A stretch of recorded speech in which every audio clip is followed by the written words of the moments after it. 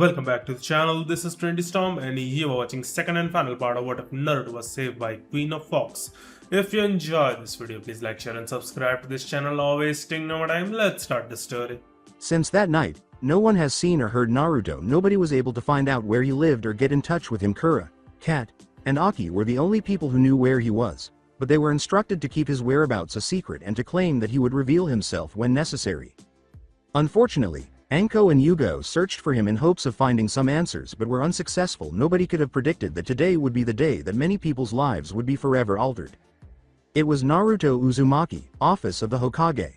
Right now, Sarutobi was attempting to persuade Yugo and Anko not to worry about Naruto and that he would show up whenever he wanted to. The old man wasn't buying it. He knew that the two had some questions for Naruto, just like him. "I know Hokage, but I'm starting to worry about him," Anko said. "I mean, we haven't even given him the money for that B-rank mission." The Hokage was fortunate to know that Naruto would need to visit his office today. "Don't worry, Anko," he replied. "Have you forgotten that Naruto has to turn in his ninja photo and information to me? If he doesn't, then he won't be able to be assigned to a good team." Knock. Knock. Everyone stared at the door, but they were unable to identify the person on the other side and could only detect a faint chakra, which was insufficient to identify the person. The elderly man said, "Who is it?" "It's me, old man, it's me, Naruto." Everyone was somewhat taken aback. They had grown accustomed to Naruto's chakra. Yes, it was quite respectable for someone his age to be able to hide from an Anbu squad, but coming from a child, the Anbu would never really think much. By the time the Hokage had finished, Naruto had already entered the room and said, "Come in, we were just talking about you, Naruto." They couldn't believe what they were witnessing. They estimated that Naruto was 6 feet tall when the door closed. But one of the few things they saw that was different about Naruto was his height. He no longer had baby fat on his face or the rest of his body, for instance, which was the next thing they noticed. Actually, there was a strong tone to his body. Now he had muscles beneath his shirt that a boy his age shouldn't have, and based on what they could see of his arms and legs, the two women in the room might be correct. Their attention was then drawn to the fact that his blonde hair had dark red highlights on the edges of his spiky hair and that the darkening of the whisker-like marks on his cheeks gave the impression that they were deep cuts. Unfortunately, they weren't any darker than they usually perceived. Naruto's new outfit was the final item that attracted their attention. Ordinary Naruto would appear as a moving target while wearing an orange jumpsuit. His new outfit consisted of a dark navy blue shirt that nearly looked black ninja pants, the kind typically worn by the Anbu, and black sandals, which are typically the same style he has always worn. Even though Naruto was holding a file at the moment, he was a little alarmed by the way they were staring at him as if he were a ghost. The silence was broken by Naruto after a good minute or so. "Are you free all right or something?" Everyone's trance was broken at the sound of his voice. The Hokage said, "Oh, I'm sorry, Naruto, you just surprised us, that's all." "Yay, brat," Anko responded. "It's not every day you look well like that." "Geez, thanks," Naruto said, sounding a little irritated. "I came here to drop off my ninja file. Everything has been fixed, so to make sure that it matches how I look." "Brat, how were you able to change so much in just 6 days?" asked Anko. She was amazed at how much he had changed in such a short period of time. Naruto murmured, "If you must know, I woke up like this. And no, I don't mean my clothes or hair. Somehow I grow over a couple nights. I don't know what could have happened, so I went to see Aki to see what had happened to me. She told me that I just had a growth spurt and to not worry about it. As for the hair had been like this for a while, to be honest. It started to change one day and Aki cheeked it out. She said that the genes of my mother were starting to show. The reason none of you had seen it was that I had a transformation jutsu on every day. It really was a good way of training in that skill. Stop and talk to them, absorb it. As for the clothes, both Kura and Kat took me clothes shopping and picked this out. Don't you like it?" he asked, fully anticipating their next query. Anko said, "Yay, it suits you. It's better than that orange jumpsuit you always wore." "Yay, but it really helped me out when I trained inside the village," replied Naruto. Anko recalls that she had some questions from that evening at that point. "Oh yay, that reminds me. We all had an interesting talk with those three on that night. Mind filling us in on a few things, since you were here?" "Anko, we must not question Naruto's judgment," Yugo said. "I'm sure that Naruto will tell us what he wants to know when he wants to." Yugo did not respond. "This is right coming from you," Anko said. "I bet you try to see how good he is with his swords." She would be lying, though, if she claimed that she didn't want to witness Naruto's skill at sword fighting. "Anko, you must not pressure the boy in telling you things he doesn't want to," the Hokage replied. "Can he at least answer some questions I have for him?" replied Anko. Okay. I'll answer what I can, the rest you will have to wait for the right moment to tell you. Naruto sighed once more.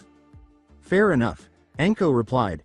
Very well, first question, since I know you won't talk about what happened that night, tell me, what is this weapon seal that you made? More importantly, what are the other seals you made? I know for a fact that the explosive tags were explained very well, Naruto said, raising an eyebrow. So to sum it up, I can make 3 types of explosive tags. They have the same markings of that of a regular explosive tags. The only difference being that it has an image of a paw print. I trust you already know what they are and how strong they are. Everyone in the room nodded. Good. Let's jump to the weapon seal. I know you all seen the seal on Kura's blade, correct? Everyone nodded once more. Good, I made that seal by using other key parts that other seals have. The seal is meant to make the weapon stronger than before and gives the holder easy ability to mold their chakra into the weapon. It also gives the user to summon the weapon into battle like a summoning. The last little thing that the seal does is that it allows the weapon to have a special cloak that not only makes the weapon stronger but also prevents anyone the holder doesn't want to hold it. Naruto stopped for a few seconds so that he could absorb the data. The seal has 2 forms, paper and engraved form. The engraved form means that the weapon must have the seal somewhere on it, while the paper form is to just write the seal on a piece of paper and then must be wrapped around the weapon in some way to work. Each form has specific effects to the weapon. For example, the paper form allows the holder to use his or her chakra easily with the weapon. However, it cannot repair itself and it is not that stronger than before. The engraved form gives the weapon all the abilities I stated, but since it has to be engraved onto the weapon, make a mistake will be sad since you will have to get the weapon fixed or get a new one. However, I don't think anyone would really do that, so paper seems to be the best bet. For so with the seal the weapon becomes stronger but not indestructible. If the weapon ever does break, then the seal can repair it to look brand new. Another good thing is that since the weapon can be summoned into battle, it can also be dispelled from the battlefield with all its parts. Yugo inquired. What do you mean by that? Naruto merely spit out some blood after biting his right thumb. The key to the seal is blood. Without it the seal won't work. Naruto raised his voice. You see, in order for the seal to work, the caster must cover the seal with their blood. When that happens, the seal will make the blood cover the entire weapon from head to toe in the blood.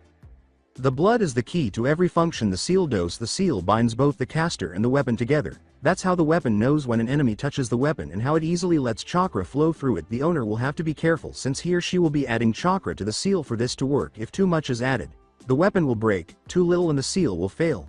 Naruto paused so that they could take in this data. If everything works out will now weapon be bonded to the owner. It is easy to summon your weapon into battle with a thought. However, you must remember every detail the weapon has or else it won't be summoned. From its height, weight and any other details it has. And I'm pretty sure you need a clean head to do that during battle. In fact, if the weapon breaks and it was summoned from a scroll, if it's dispelled then all the parts will be put back into the scroll. When the person has any spare time, all he has to do is put the weapon back together. Think of it as a puzzle, put every piece back in its place, then the blood will connect it back together and the seal will repair it. And that is the weakness of my seal. If the weapon is never sealed in a scroll, if it breaks the owner will have to look for all the pieces on his own and put the thing back together. If it's missing pieces then the weapon will become weaker. I would suggest getting a new weapon or remove the seal and have a blacksmith fix the thing and replace the seal, which brings me to the last thing. If the seal is damaged in any way, then it will stop working. That's why the seal should be placed in an area where it won't be damaged. Naruto's ability to give them such a thorough explanation of his seal impressed everyone. After a brief moment of staring at him, Naruto asked, anything else? Yay, one last thing. Kura said that you trained since you got back. When and how did you do that? What did you do and where did you do it? Anko said after blinking briefly. Everyone nodded when Naruto remarked, a simple one, as I already know that you all know that I have learned the shadow clone jutsu, correct? You see, every day I would send out 6 clones out to train. When I went to class, they would train in stealth, all combat forms and the academy basics. As most of you know, I did drawings all over the village to improve my drawing skills to make seals. I also did plenty of pranks just to improve my stealth skills and learn how to make some traps for an enemy outside the village's walls. I even went so far to put on an orange neon jumpsuit just to have a challenge, and I still got away. What they heard was unbelievable to everyone. They were completely unaware that Naruto had practiced in front of them, as in where I trained. Will you be surprised in how knowing you Anko would help someone? Wait, you trained in the Forest of Death? Anko asked after blinking for a moment or two. Everyone was shocked once more when Naruto nodded and said, yup, knowing your schedule and the fact that no one goes near that place really helps to get some peaceful training done. As Yugo put it, but why did you hide your true strength? When someone said, easy, to get the council off my back, no one responded. I mean, it was easy to tell that they didn't take the news of my return so easily, so I had to hide my skills so that they wouldn't think that the demon was getting too strong. Not to mention Mizuki helped out by sabotaging my grades to make me look like a dead last. However, now that I'm a ninja, bets they have on me are now off since they have no say in ninja affairs. When Sarutobi saw how much Naruto had prepared ahead of time to ensure he wouldn't experience hardship once more, he couldn't help but smile. Naruto, you are maturing nicely. Your parents would have been pleased with you. Using this opportunity, Naruto placed the file on the Hokage's desk. Yugo interrupted him as he was about to go to the door. Naruto paused for a moment or two before slamming his right hand to the floor. Naruto, if it isn't too much, can I look at your sword? Puff within a cloud of smoke, Naruto uttered the words. Catch. Immediately after, an object emerged from the smoke. Traveling directly toward Yugo, she grabbed it and started looking at it. The object would appear to be a large black stick to the average person, but Yugo quickly realized that it was Naruto's sword. The sword's scabbard was completely black, and it measured around 39 inches in length. It had a similar looking cloth wrapped around its handle. The fabric displayed a dark red fox's paw print on both sides in addition to a light red diamond pattern. Slowly, Yugo withdrew the sword from its sheath. She was immediately drawn to the silver collar, which bore the same seal as Kura's blade. As she kept drawing the sword, she saw that the blade was covered in a dark blood red tint. About halfway through, she paused and saw the blade's sharp edge, which had a perfect pattern of dark green and light mint green flames. Yugo was aware that Naruto's blade was an exquisite piece of art and was curious about his level of proficiency. This is what Kura was referring to, Yugo thought. His blades appear to be a Chikuto blade because they lack a guard like most other swords, but because of their size and the fact that they are straight, they are still a ninja. I wonder how skilled he is at using these things in battle. I know what you're thinking about. Everyone looked at Naruto as he went on. You're wondering how skilled I'm with my blades. Don't worry, I know many forms of skills that can help me. I know the basics to Kenjutsu and often use that. However, the art of Iaido is my bread and butter. I seem to work good at speed, that's why. Beneath her mask, Yugo couldn't help but smile slowly. She replaced the sword in its sheath. She threw it back to Naruto when she was finished, but it exploded in smoke once more before it could even approach Naruto, they all thought. So that's how his seal works. Anko approached Naruto and reached into one of the pockets of her cloak to retrieve an envelope. This is your payment for completing your first B-rank mission. Welcome to the ninja ranks, Naruto. After accepting the envelope, Naruto grinned at everyone. He started toward the door, but before he could reach it, everyone sensed a chakra-wielding person approaching Anko, and Yugo vanished into a leaf swirl.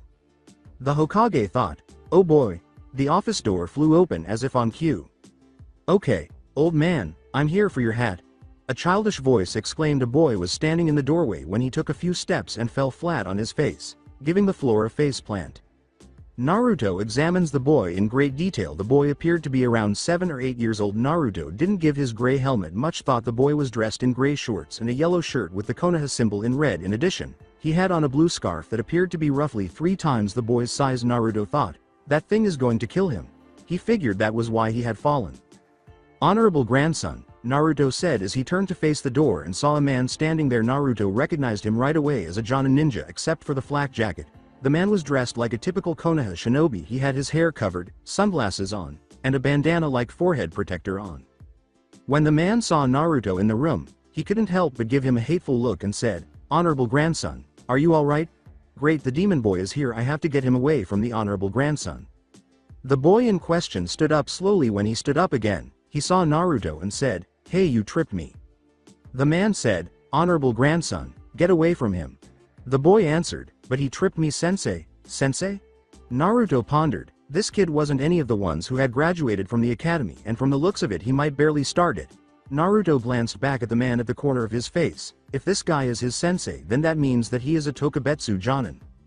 A special class of Jonin who all have unique set of skills that make them special to the village's military. Anko is one because she is a member of Konoha's torture and interrogation force, so that makes this guy the ones that train specific kids to become elites quick. But I heard that these guys can only teach the kids so little before they have to attend the academy like the others. You tripped on your own 2 feet. I would be careful with that scarf of yours if you don't want that to happen, Naruto said, turning to face the boy. You are talking to the grandson of the 3rd Hokage, so know your place, the man said. Show some respect, you brat. Raising an eyebrow at the news, Naruto thought, the 3rd's grandson, and turned back to face the smirking boy. What's the matter, tough guy? laughed the child, nothing to say after finding out that the third Hokage is my grandfather. I don't care who your relatives are, Naruto said, not really paying attention to what he had to say. All I said was that you tripped over your scarf, so watch your step next time, Naruto said before leaving the office. Walking past the man and boy, the boy was so impressed by Naruto's behavior that he decided to follow him. The man saw that the boy had left the room and said, "Ignore him, honorable grandson. Now it's time for your honorable grandson, honorable grandson. Where did he go?" The Hokage said, "I think Konohamaru followed Naruto, Ebisu." As soon as the elderly man said those words, the man who would later be known as Ebisu became frightened and fled after the boy known as Konohamaru. "You really are growing up, Naruto. Let's just hope it's for the best," the Hokage sighed, picking up the folder Naruto had left on his desk and opening it. Outside, on the roof of the office, Anko and Yugo had heard everything, and since they were familiar with Ebisu, they knew they had to follow Naruto to find out what was going on. With Naruto, while strolling through the village's inner woods, Naruto was not in the mood for the villagers to ogle him and criticize him behind his back. Naruto felt like he was being followed for about 10 minutes, and after passing a large tree, he took a cut and vanished shortly after the boy, Konohamaru, passed the tree, but when he turned to face the path ahead, he saw that no one was there. "What are you doing?" When Konohamaru looked up after jumping, he saw that Naruto had stood up in the tree. "I'm afraid of you, Konohamaru. Give up," Naruto said in an interesting tone. "So, you're following me? What do you want?" "Simple, I want you to be my new sensei." "What? Why?" Naruto asked, raising an eyebrow in the process. "To put it simply, you were the only one who treated me like a regular child rather than referring to me as honorable grandson. I therefore want you to teach me how to be like you." Naruto was taken aback by the boy's response. Regretfully, he knew that he couldn't be his sensei because he had just graduated from the academy, but he could tell that the young man needed a friend or role model. "What's your name?" "Konohamaru. I'm going to be the next Hokage." "Who will be the next Hokage?" "Yay. I don't want to continue living under my grandfather's shadow after I become the next Hokage and establish myself. No one will be able to call me." Both Naruto and Konohamaru turned to face each other and saw that Ebisu had finally caught up. "Honorable grandson," Ebisu said, looking at Konohamaru before spotting Naruto standing in a tree. "Honorable grandson, leave him now." "No. You're not my sensei anymore," Konohamaru said, yielding, and pointing up to Naruto. "He is, and he will teach me how to become Hokage." "There is nothing that brat can teach you to become Hokage," Ebisu said, looking at him for a moment before laughing out loud. "In half the time and half the effort, I can get you there. He will only teach you how to fall flat on your face," Ebisu teased. Just as Konohamaru opened his mouth to speak, poof. Konohamaru glanced up, but his gaze quickly fell to the ground as Naruto landed directly in front of him, the sword he had just taken out strapped to his right hip. Ebisu simply laughed at the way things were going, saying, "So the brat wants to fight. Since I'm at a higher level, please don't try to harm me." Naruto retorted, "I don't care about your rank, but I do care about people putting others down for their own benefit." Naruto turned to face Konohamaru and said, "Konohamaru, if you truly want to make a name for yourself, stop complaining and start making your mark on the world. I bet you only trained him so that you could be noticed when he became the Hokage and that you helped him get there. In real life, cowards were never acknowledged or remembered. Cowards also tend to take shortcuts. Man up and take action for once. Don't let other people dictate your life." Naruto's words inspired Konohamaru, but Ebisu disagreed, saying, "Very well then, let's settle this in a little fight. I'd be happy to back off if you prevailed, but if I prevail, I'll train Konohamaru in my manner, and he won't remember you or what transpired here today." I can handle this in 5 seconds. You're cocky, aren't you? Keep in mind that I'm in a league above yours, so treat me with some decency." "Alright then, 3 seconds," was Naruto's emotionless response. When Ebisu realized he had nothing to worry about, he managed to control his anger. "Very well, you have 3 seconds, he said. "I will not move or attempt any non-lethal attack during those 3 seconds. Your time is up when it is." Both Anko and Yugo, who were hiding in the trees between the two, were unsure of how to react to the situation, but they recalled something Kura had said. They recalled, after all, you yourself stated that Naruto is full of surprises, so anyone who fights him really needs to be on their toes. He would never fight anyone who is stronger than him. They both thought, looks like we are going to see what they meant by that. "Ready, brat," Ebisu said without responding, and Naruto put his hand on the scabbard of the sword. Ebisu was fed up with Naruto's disrespect. 3. Did not take any action. 2. Nothing has changed. 1. Ebisu was now reaching into his pouch for his kunai, but sadly, nobody anticipated what would happen next. Zir, Pop Clank / no one could believe what had just occurred. In fact, they were unaware of it. All Ebisu could do was fall flat on his face, feeling nothing but pain all over his body, and the only sound he heard was Naruto's blade entering the scabbard. Clank, with the help of his eye's corner, Zero, Ebisu was able to see Naruto behind him by tilting his head to the side. What just took place? Ebisu pushed out without even looking at him. Naruto responded, "You blinked. Cute brat, but what the hell did you do to me?" Ebisu lost his sense of reality when he found himself on the floor in agony with Naruto behind him after Naruto had been in front of him for a moment. At this, Ebisu could only grunt, "Good, if you truly want to know, then don't talk until I'm done. As you recall, I had my sword out when I descended from that tree. I was applying chakra to the lower portion of my blade's scabbard while you were speaking. This is one of my sword fighting techniques, you see. A blade would be forced out if chakra were added to its case. But I was allowing the chakra to build up by holding the blade back into position. Pop, my blade exploded forward as I released my grip. Fortunately, I was able to see how far away I was from you while I was up in that tree. Knowing that I could add just the right amount of chakra, we were separated by about 12 feet. You were unable to see my blade coming straight at your head because you were so certain that you would win this battle. I ran to my blade as soon as you stumbled. Fortunately, my blade bounced back enough for me to use my new technique after I caught it in midair. This attack can produce a shockwave by using the force of my typical slash attack. It felt like I had cut you with my blade when the shockwave struck you. I refer to it as the paralyzing slash. What are your thoughts? Oh well, it's a work in progress, Ebisu said without responding. I was very fortunate not to catch my sword earlier. The attack should wear off in about 10 minutes, Naruto said, glancing at Ebisu. If I had, I would have really cut you. I expect you to do the same because I fulfilled my end of the bargain. Ebisu laughed at the boy despite his pain, asking, what makes you think you'll be off the hook for this? You will be in serious trouble and lose your ninja rank for going after your superior once the Hokage finds out I still win, brat, face it. Naruto remarked, you're right there, but you're lacking two things. You can't claim that I attacked you without cause because you challenged me. Both Anko and Yugo's eyes widened at this.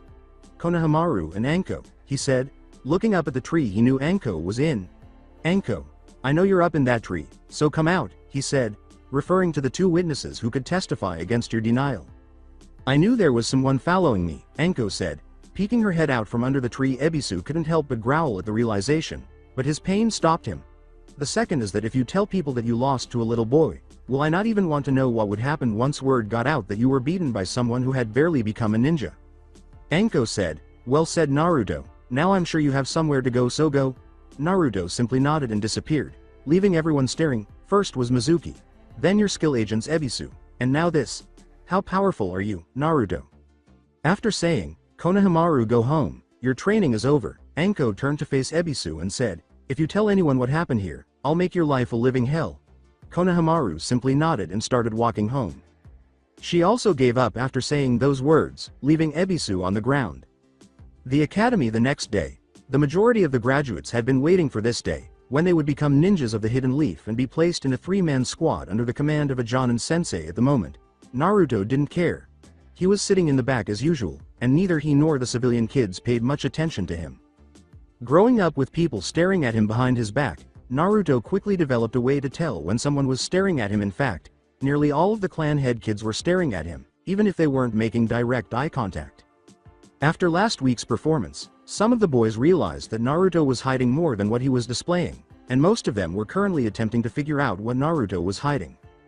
But this didn't really appeal to Naruto, who waited for the assignments to start while slowly stretching in his chair. Glancing to his right, he saw that Hinata was dozing off, and he couldn't help but notice that she had changed her clothes. Based on this, Naruto was certain that Anko and Yugo were involved. When he saw the dark purple overcoat with the yin and yang symbol on the back of the seat, he realized that Hinata was wearing a dark lavender shirt with a fishnet bodysuit underneath, which he could see around her neck. Naruto added that she was wearing black Anbu pants, just like him, and that the only thing that had changed was her black sandals. That spells out Anko if I ever knew it, he said. Hinata, wake up. He startled her a little, causing her to yawn and turn to face Naruto. Good morning, Naruto, how are you? She spoke calmly, and Naruto was a little taken aback by her delivery. I see you dropped the shy girl act. She smirked evilly and said, yay, why you wanted to spank me or something? After that remark, Naruto's thoughts were limited to one thought. Yeah, this has Anko written all over it. Oh my god, what did we overlook? They both turned to face Mia, Kira, and Kyo, who were staring at them. Nothing really, Mia, replied Hinata. I was just answering Naruto a question to the best of my abilities. So, how did you respond to that? Kyo inquired after a brief period of listening to the girls speak. Naruto looked around the room with the corners of his eyes, trying to find someone with whom he could collaborate, but none of them seemed suitable. Since none of them truly liked him or their families didn't like him, every civilian child would be a bad idea. It didn't help that many of the clan heads didn't agree on certain issues. Kiba and Sasuke were both out because he knew that he might kill them simply by getting on his nerves. Choji and Shikamaru were too lazy and he was more energetic, so he knew that wouldn't work. Additionally, Shikamaru had a bad habit of sticking his nose where it didn't belong and he didn't want anyone to know much about him. Staying away was his best beat. And finally, Shino, Naruto didn't have many hate agents because he frequently kept to himself. As he got along with Mia, Kira, Kyo, and Hinata, he could actually only work with them now that he thinks about it. Ino would also work because she got along with him and she truly cared about her future as a ninja, unlike others who believe it's all for show. I'm sitting next to Sasuke, so forget it, Ino pig. Naruto thought, speck of the devil. He turned to see Ino standing behind him, staring off in a different direction. Naruto hadn't looked since he heard the girls fighting over who would sit next to the last Uchiha, but he couldn't help but notice that she was carrying a sword. From what he could tell, the sword was some type of katana and that it had purple handle with yellow diamond pattern. The sword had a red scabbard. When Ino noticed that Naruto was sitting down in front of her, staring at the front of the class, and that the seat next to him was empty, she decided she could stand no more of her old friend and numerous others arguing over something as basic as sitting next to Sasuke. Naruto, may I sit next to you? Sure, Ino, go ahead, Naruto replied. Ino smiled and took the seat. She looked forward and waited for the team assigning to beginning. However, she couldn't help but look at both Naruto and Hinata through the corner of her eyes. She could tell that the two were not the same from a week ago. I don't know why you two had them on, but it's good that you do, she thought, looking at the other person in the room. I have a feeling that things are going to be harder from here on and we need every strong person we have. So the two of you dropped your masks, she said. She was startled out of her reverie by the opening and closing of the room's door, and she turned to see Iruka standing in the center of the classroom, holding a clipboard. His words, "Good morning class," to which they replied, "Good morning, Iruka-sensei." Iruka then scowled and said, I'd like to congratulate everyone for reaching this point. However, I'm afraid I have some bad news. Mizuki was killed about a week ago. They informed me that he was attempting to pilfer a scroll that held great significance for the community. That's why he was killed. Sadly, I was caught in the crossfire, and I'm fortunate to have survived. He took a moment to process this before continuing. I'm telling you this because, now that you're all going to be ninjas, you need to be careful about how you live your lives. You all need to support one another and ensure that nobody does anything improper. I just want everyone to be safe. With that said, you are all being placed in a 3-man team with a Jonin as your new sensei. Iruka pulled the clipboard out and read what it said. Team 1 is. Team 7 is Naruto Uzumaki, Sakura Haruno.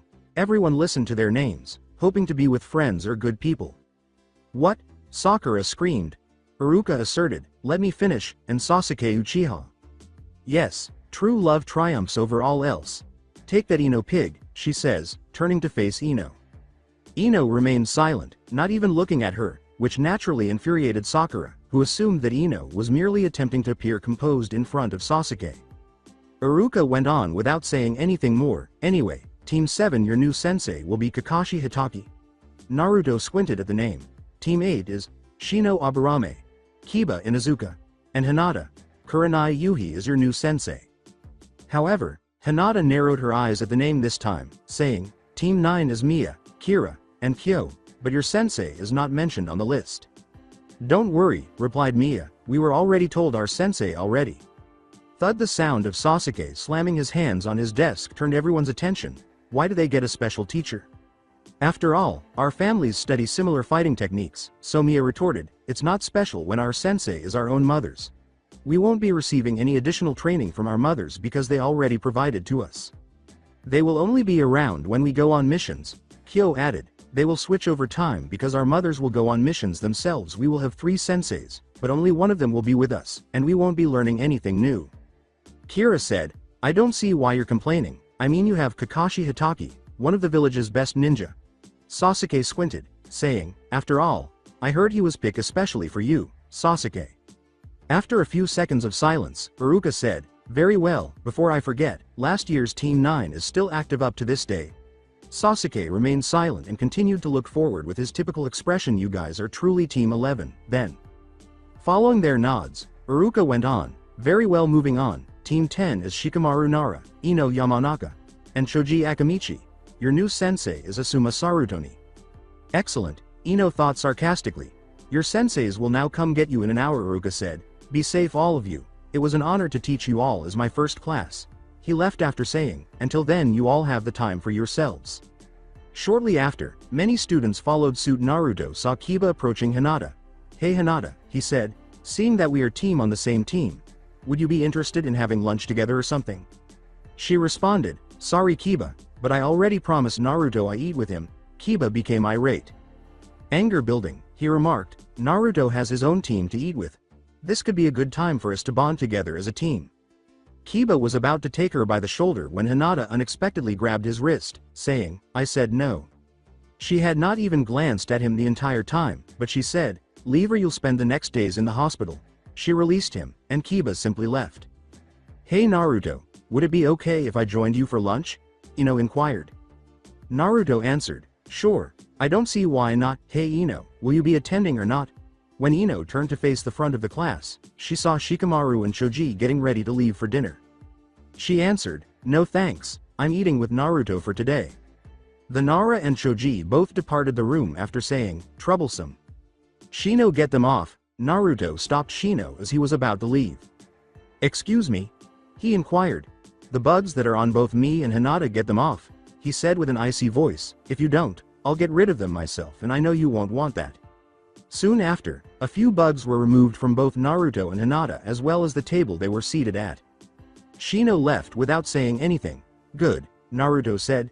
If I find any more of your bugs around us, well, I hope they said their goodbyes to you in the hive in your body.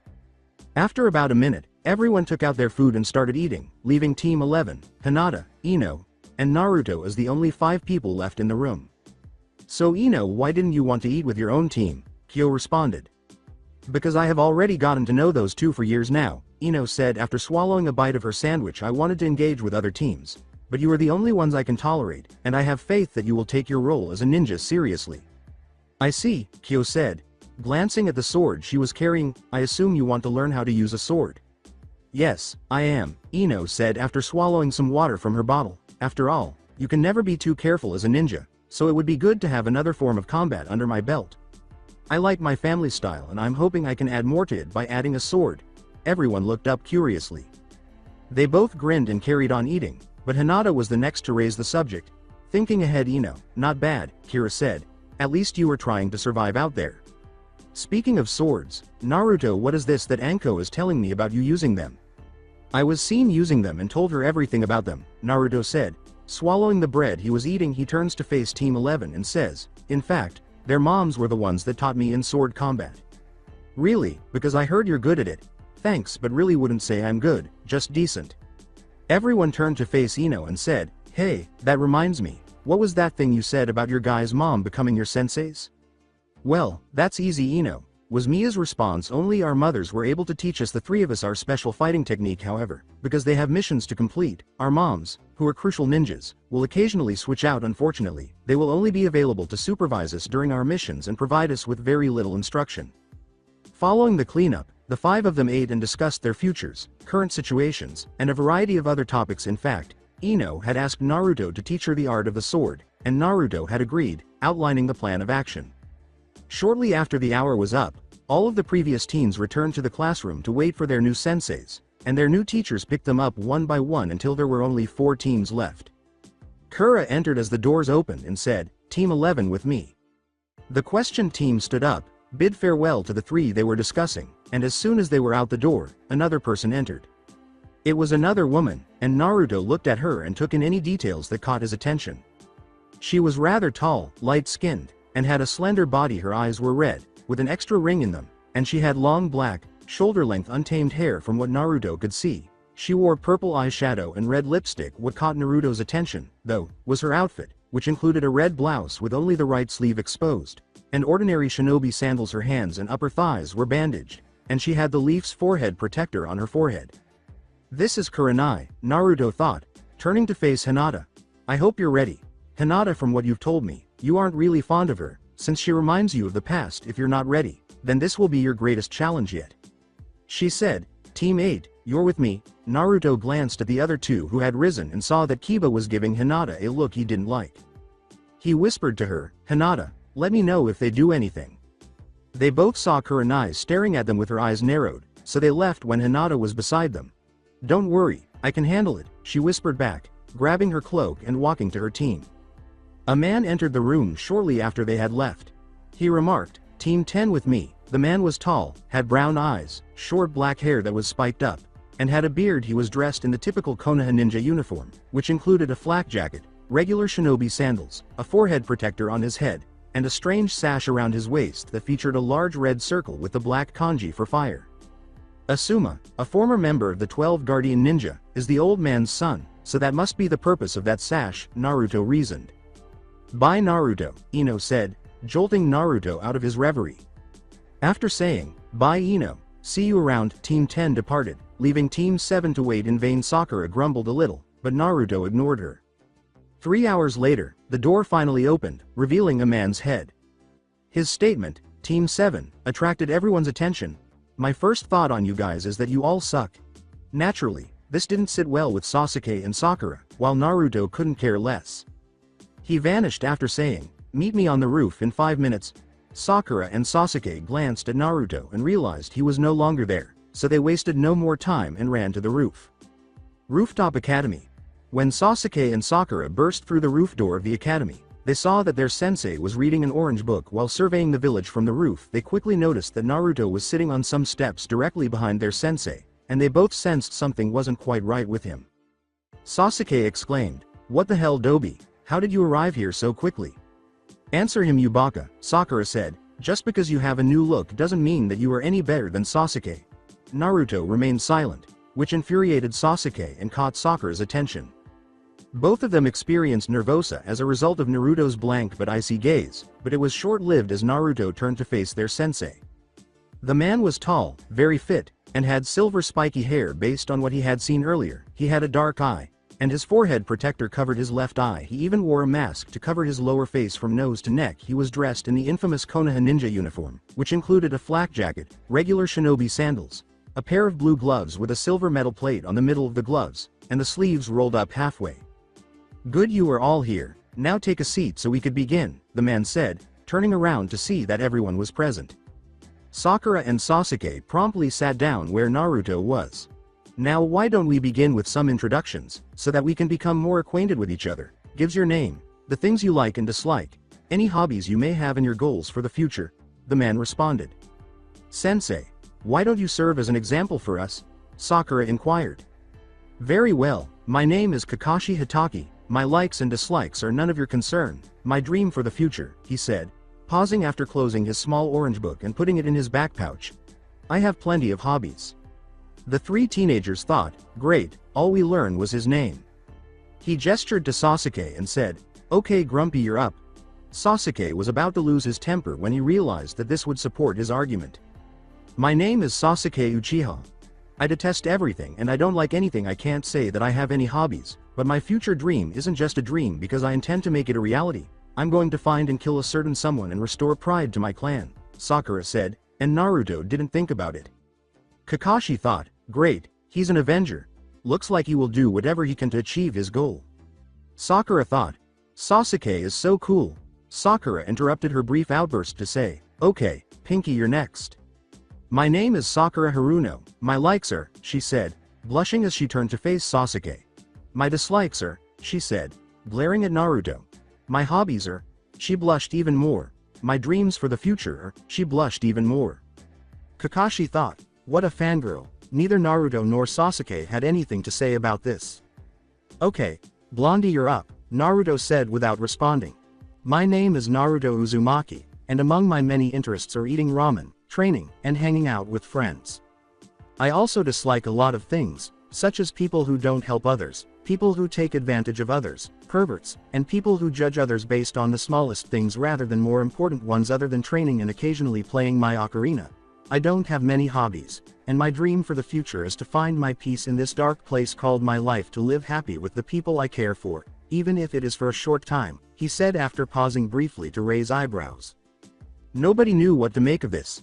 "That's strange coming from you." Kakashi thought Sakura simply thought he was trying to act better than Sasuke and wasn't buying it for a minute. Sasuke, on the other hand, didn't know how to think of this and dropped it. "Okay, now that that's out of the way, I say it's time we talk about your next test," Kakashi responded. Sakura interrupted Kakashi to say, "But we already took the academy final, Sensei. I believed that the tests were over." "If you stop talking for a minute, I'll tell you," Sakura said quietly. "Now, as I mentioned, you three are going to take a test. Yes, you did take the academy's final, but that was only to test your knowledge of the fundamentals of ninja. You will be required to use all of your abilities on the battlefield in order to pass this test." Sasuke and Sakura tensed up at the news, but Naruto just narrowed his eyes and said, "Before I forget, those who fail the test are sent right back to the academy. No questions asked. I should warn you that this test has a 60% failure rate, meaning you all have 40% chance of passing the test." At this point, Sakura and Sasuke were both beginning to lose their minds over the news. "I'll never get strong and I'll never be able to kill him if I'm stopped here," Sasuke thought. "I'm at risk of losing him now, but I won't fail this test. I'll do whatever it takes to be with him because true love always wins," Sakura thought. "I just got the moment to be with Sasuke. Everything seems to add up. We only learn the basics of being a ninja, and in order for our new sensei to help us, they must see how we act in battle." Naruto, on the other hand, felt conflicted, but something still doesn't feel right, and I can't tell why. "Meet me tomorrow at Training Ground 7 at 6 o'clock in the morning," Kakashi said, getting up and turning to face the village view from the roof's summit. Sakura and Sasuke both made a note to keep that in mind. "Oh, and skip breakfast because you might throw up and that could affect your score." "What the hell? Did he use some sort of body flicker? I didn't even notice him leaving, and if he didn't use a body flicker, how did he get out without making much of a sound?" Unfortunately, Sasuke noticed the change in his sensei's behavior and looked at what he was looking at and realized that Naruto was gone. Kakashi pecked with the corner of his right eye to see what they were thinking, but he was shocked to see that Naruto was gone. Where on earth did the loser disappear to? He pondered. Sakura was staring at him, so his actions were noticed. Looking at the person through the corner of your eye when they're not looking back at you is something she does, and initially she assumed he was doing the same, but when she saw that he was staring at her from behind, her theory was thrown out the window. When she turned around, Naruto was gone. Sakura thought, "Oh well, if he fails, then I'll be on Sasuke's team with him and him alone. Looks like the idiots left early." They both turn to face their sensei, who says, "You two are free to go." He then vanishes into a whirlpool of leaves. Sasuke left because he could take no more of this, and Sakura followed. Training Ground 7, 6 o'clock. Compared to the other training grounds in the village, Training Ground 7 was distinct. This training ground, in contrast to many others, was inside the village's walls. It offered a pleasant view of the terrain and the mountains. There was a sizable river, and both sides of the ground resembled forests. The training ground had the peculiar feature of having 3 stumps arranged side by side in the middle. Sakura was seen rushing into the training area at this precise moment. Appearing worn out and hungry, she ran to the training ground with what little energy she had left because she was running late, but there was nobody there. She realized she panicked, believing she had entered the wrong training ground, but she remembered the sign she had seen. She sat down at one of the large trees in the open space. She hoped her beloved Sasuke would arrive in time so they could start the test. After 10 minutes, Sasuke reached the training ground in a short amount of time. Sasuke appeared to be both hungry and exhausted. Just like Sakura, when he realized Sakura was the only person present, his attitude shifted. Sakura exclaimed with delight, "Sasuke, you made it." With a hint of rage in his voice, Sasuke said, "Quite, Sakura. Where is Sensei? I thought he told us to get here at 6, and speaking of the Dobi." "I don't know, Sasuke. I just got here myself and no one was here. As for the Baka, I could care less of him after all. If he fails, then we'll both be on the same team together. Won't that be fun?" Sakura said, smiling and keeping her head high. "No, it won't," Sasuke said icily. Before Sakura could ask him anything, he said, "Look, why don't you stay there and leave me alone until Sensei arrives?" Sakura was perplexed and a little offended by his response. Sasuke whispered to himself, "I can't believe I have to deal with such annoying people. All they do is slow me down." Sakura heard him but remained silent. After 2 hours, no one showed up. For 2 hours Sakura sat beneath the tree, and Sasuke sat on the center stump in the field. They waited for a while without saying anything. There was only silence. A tone started to play approximately 3 minutes prior to the actual 2-hour mark. Sakura and Sasuke both heard the noise and realized it wasn't coming from an animal. Puff, I apologize for being late, Kakashi said. Emerging with a puff of smoke, he noticed that they were not seeing him, but he still wanted to greet them. He heard the tone that Sakura and Sasuke heard shortly after he got there. It had a lovely, calming tone. Kakashi knew that the tone was played on a woodwind instrument, or whatever they were called, like a flute or something, even though he was never really into music. The strange thing was that it was initially difficult to identify the source of the sound. The sound appeared to have come from nearly every direction to the average person, but Kakashi wasn't your typical individual. He could already tell that the sound was coming from the tree next to them rather than the surrounding area. Unfortunately, he couldn't figure out where in the tree the sound was coming from. He glanced at Sakura and Sasuke and saw that they had yet to acknowledge him. Kakashi thought, I might have to fix that after this is over, since it appeared that they were having problems locating the source of the sound. Shortly after he finished thinking, the sound ceased. Everyone was observing the tree and noticing that its branches were moving. Something dropped from the tree before anyone could react. When they saw what had fallen, everyone was shocked. Naruto was the one. They were taken aback, though, for various reasons. Kakashi's gaze was fixed on the item in Naruto's right arm.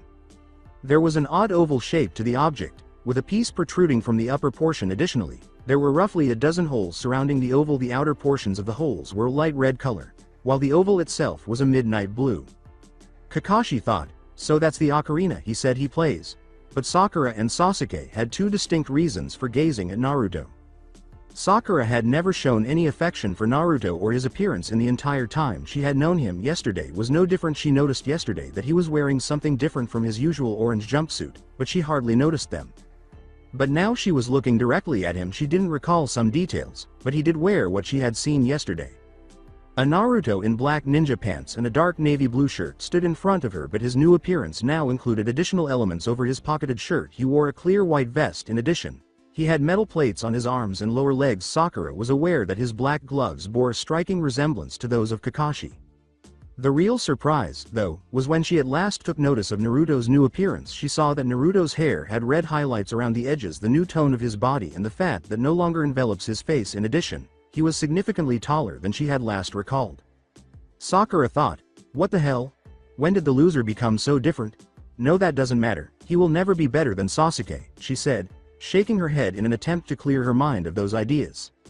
Sasuke, on the other hand, was not observing Naruto's new appearance, though he was also not particularly aware of it. No, he was shocked to learn that he had spent the last 10 minutes or so attempting to locate the sound's origin. He was now made to believe that Naruto was the source of the sound and that he was up in the tree without even realizing it.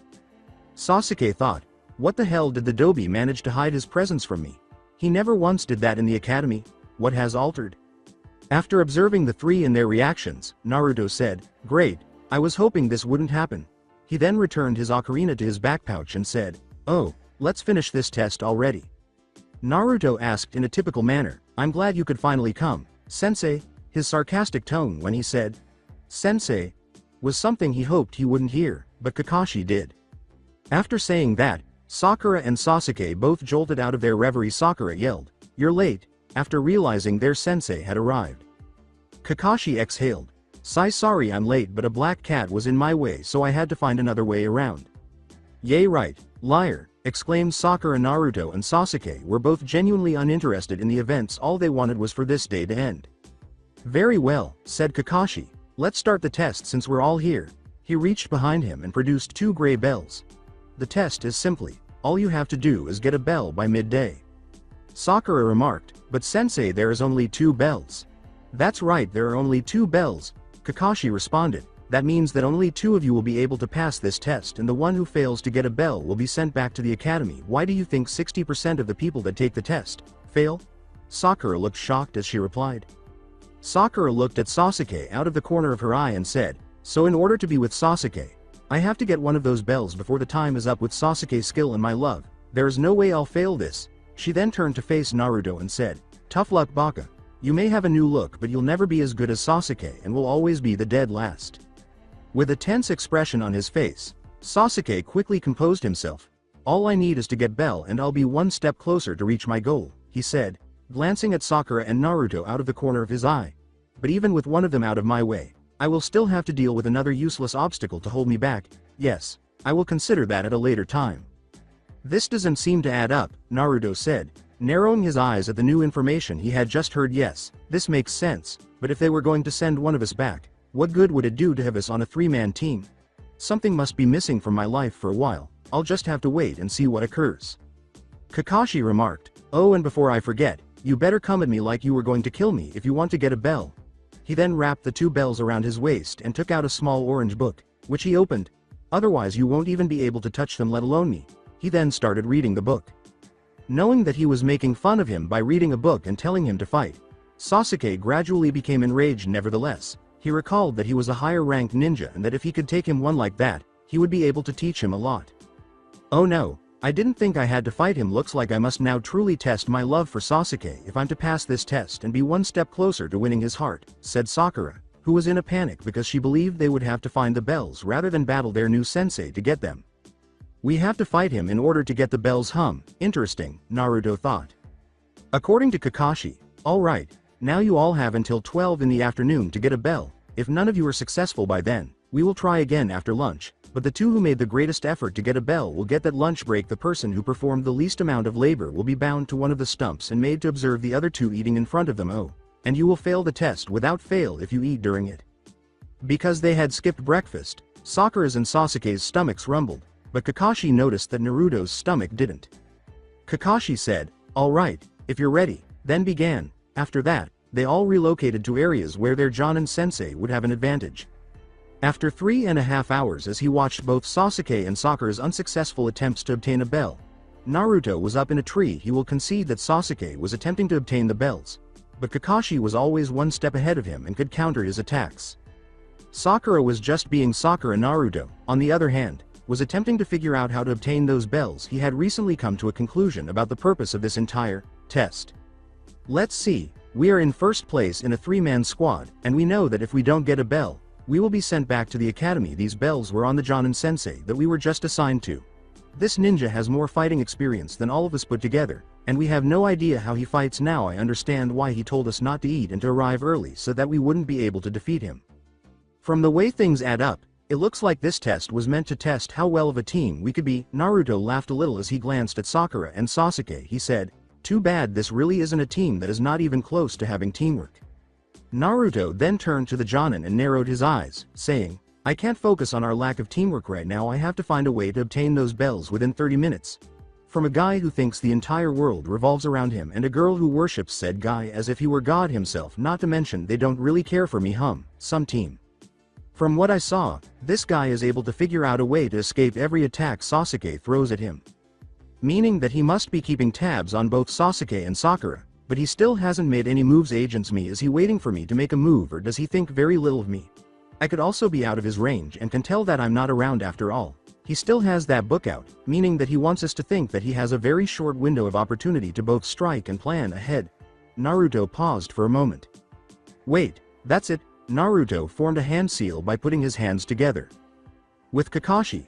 While reading his book, Kakashi was struggling because he was trying to find Naruto, and while you will concede that defeating Sasuke was a remarkable accomplishment for a child of his age, he was having trouble finding Naruto in time, and that was beginning to worry him.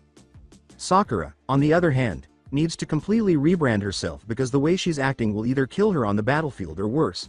Sasuke has demonstrated that he has skill for a kid his age, but he just needs to work on a few things before I can teach him new things. Naruto is still a mystery, though, and I never really trusted the report I read about him. I had always heard that the child was the smallest and least talented in his class, but now he was 5 feet 8 inches tall, as the report stated, making him the tallest in his class. In addition, his grades were falling apart, and he had the highest score on the final exam. Kakashi was startled out of his reverie when he felt something behind him. So what is he waiting for? I can't even tell where he is right now, and if he wants to advance he has to get a bell from me, and he doesn't have that much time. There you are. With a puff of smoke, he returned his book to his back pouch. Puff Kakashi had vanished, with Naruto. Right then, Naruto was eating on a rock when Naruto noticed Kakashi standing behind him, he remarked, "Well, it looks like I found you and you broke the rules." Naruto followed up with a small grain after swallowing the food in his mouth, asking, "Did you really?" Prior to Kakashi's response, Puff, there was smoke all around Kakashi, and he felt something rush toward him, so he leapt out of the smoke. When he was outside, he could no longer hear the sound of the bells from his waist. He looked and saw that they were no longer there. He also noticed that the smoke had vanished. "You know," he said, "just because I look like an easy target doesn't mean that I'm an easy target." Naruto took its place, holding the bells in his left hand. "In addition, I didn't think you were so easily duped." Naruto was standing there with the two bells in his hand, and Kakashi narrowed his eyes at the turn of events. No one had ever taken the bells from him, much less one. "Very good," Kakashi said. "I'll confess that I was surprised by you. The test still has 2 minutes left, though tell me, then, if you can protect them." Kakashi then launches at least 4 shurikens at Naruto. As soon as the shurikens struck the rock he was standing on, Naruto hurried to his left and saw the Jonin ninja approaching him directly, holding a kunai in his right hand. Clank! Kakashi was shocked by what had happened. His kunai had just been stopped by another kunai in Naruto's right hand, but he was more impressed by the kunai's color, which was dark reddish in hue and appeared to be black to Kakashi. A kunai in black. The Jonin pondered, but when Kakashi charged at him, Naruto saw something. "That look he gave me," he said. "The villagers give me the same expression when they attempted to murder me." Naruto swiftly forced those ideas from his mind and returned his attention to the current task. Kakashi immediately recognized the hand sign when Naruto, still holding each other's kunai locked together, made a hand seal with the same hand his kunai was on. Kakashi thought, "Wait, that's puff." Suddenly, Kakashi found himself encircled by 2 additional Narutos. He can use Shadow Clone Jutsu with just one hand. Rapidly approaching Kakashi are the 2 Naruto clones. Fireball Jutsu in fire style. The clone on the right of them was struck by a huge ball of fire before it could react, and it exploded into smoke. The fireball was now directly aimed at the other 3, and both Naruto and Kakashi leapt back to avoid it, but in doing so, Naruto dropped one of the bells from his grasp. When the clone was struck, it exploded in smoke and the bell was flung back at Kakashi. The other clone saw this and caught it, but he was unable to avoid the fireball. "Not bad, but in the end I still have a bell and you only have 3 seconds, Kakashi remarked after catching the bell. Before Kakashi could finish, Naruto kicked him in the chest, sending him flying a few feet and dropping the bell. When the Jonin stood up again, he saw that Naruto was holding the 2 bells. "You know, you really shouldn't monologue even if there is a little time left on the clock," Naruto replied. "What the devil was that, Dobi?" When Sasuke finally appeared, he saw the bells on Naruto's hands and said, "And give me those bells. I need those to accomplish my goal." When Sakura finally caught up to the others, she clapped, "Yay, you only got those because of Sasuke's help." Without a word, Naruto started to move away from Sakura and Sasuke. Sasuke was about to scream back at Naruto because he was getting frustrated at not getting a response, but he was stopped when he noticed Naruto tossing something back. Fortunately, Sakura and Sasuke both managed to catch the bells that Naruto had thrown. When Kakashi eventually rose from the ground, he saw what Naruto had done and inquired, "What are you doing? How does it appear?" "I'm giving them the bells so they pass this test," Naruto retorted. "After all, we should all at least complete the task for which the test was designed." At this, Kakashi squinted. "Oh, and by all means, what was the purpose of this test?" "Simple," Naruto said. "This test was meant to assess our ability to collaborate as a team, and since a ninja must take care of their allies, I'm doing just that by giving them the bells." Sasuke remarked, "Huh, yeah right loser. I bet you just made that up. I am Uchiha, after all, and I could have deduced the test's meaning if it had existed, not some dead last loser who only happened to make it this far." "Yay," exclaimed Sakura. "Stop believing you belong here. You will never be as good as Sasuke. Give up now." Naruto remained silent the entire time, and he even showed no emotion in response to the remarks made about him. "Fine, don't believe me then," Naruto said calmly. "After all, whether I'm on this team or not, I win." Before anyone could ask questions, Naruto continued, "I will say this. Sasuke does show some sets of skills, but he lacks a lot in the attitude category. Because he is Uchiha, he feels that everything should belong to him and that we should fear and worship him. An Uchiha who will stop at nothing to achieve his goals is the kind of person who kills other ninja allies because they are unable to look past their own egos." "Then there's Sakura," Naruto went on, "a perfect example of something that doesn't belong." Sasuke narrowed his eyes and became somewhat irate at the disrespect he was receiving. "You were on the verge of passing out. Of all the girls who passed the academy exam, you may have been the most intelligent in the written portion, but you barely met the requirements to pass in every other area. In fact, I have no doubt that you will rely heavily on your teammates to help you escape difficult situations on the battlefield. This means that you're more likely to endanger the team and endanger your own life as well as the lives of your teammates. That's billboard brow, isn't it?" Sakura was at her breaking point after hearing those words, so she clenched her fist and charged at Naruto. She had always been made fun of for having a larger forehead than children her age, and there was no way that Naruto would make fun of her. Sasuke and Kakashi witnessed Sakura charge at Naruto, but they were unable to decipher what transpired next, which shocked everyone. No one saw how it happened, but Sakura was on her knees with Naruto's kunai at her throat. Naruto uttered the words, running head first without much of a thought, attacking an enemy because you imagine yourself superior. Sakura. These are the kinds of things that kill people in our line of work. He turns to face Sasuke and says, "How about it, Sasuke? To make matters worse, you think that your beloved Sasuke will help you out of this? Will you stand there or will you demonstrate my point that she might actually die in this manner?" Sasuke knew there was nothing he could do, and he didn't care about Sakura at the moment because he saw her as a tool to achieve his goals. If he helped Sakura, he would prove Naruto's point.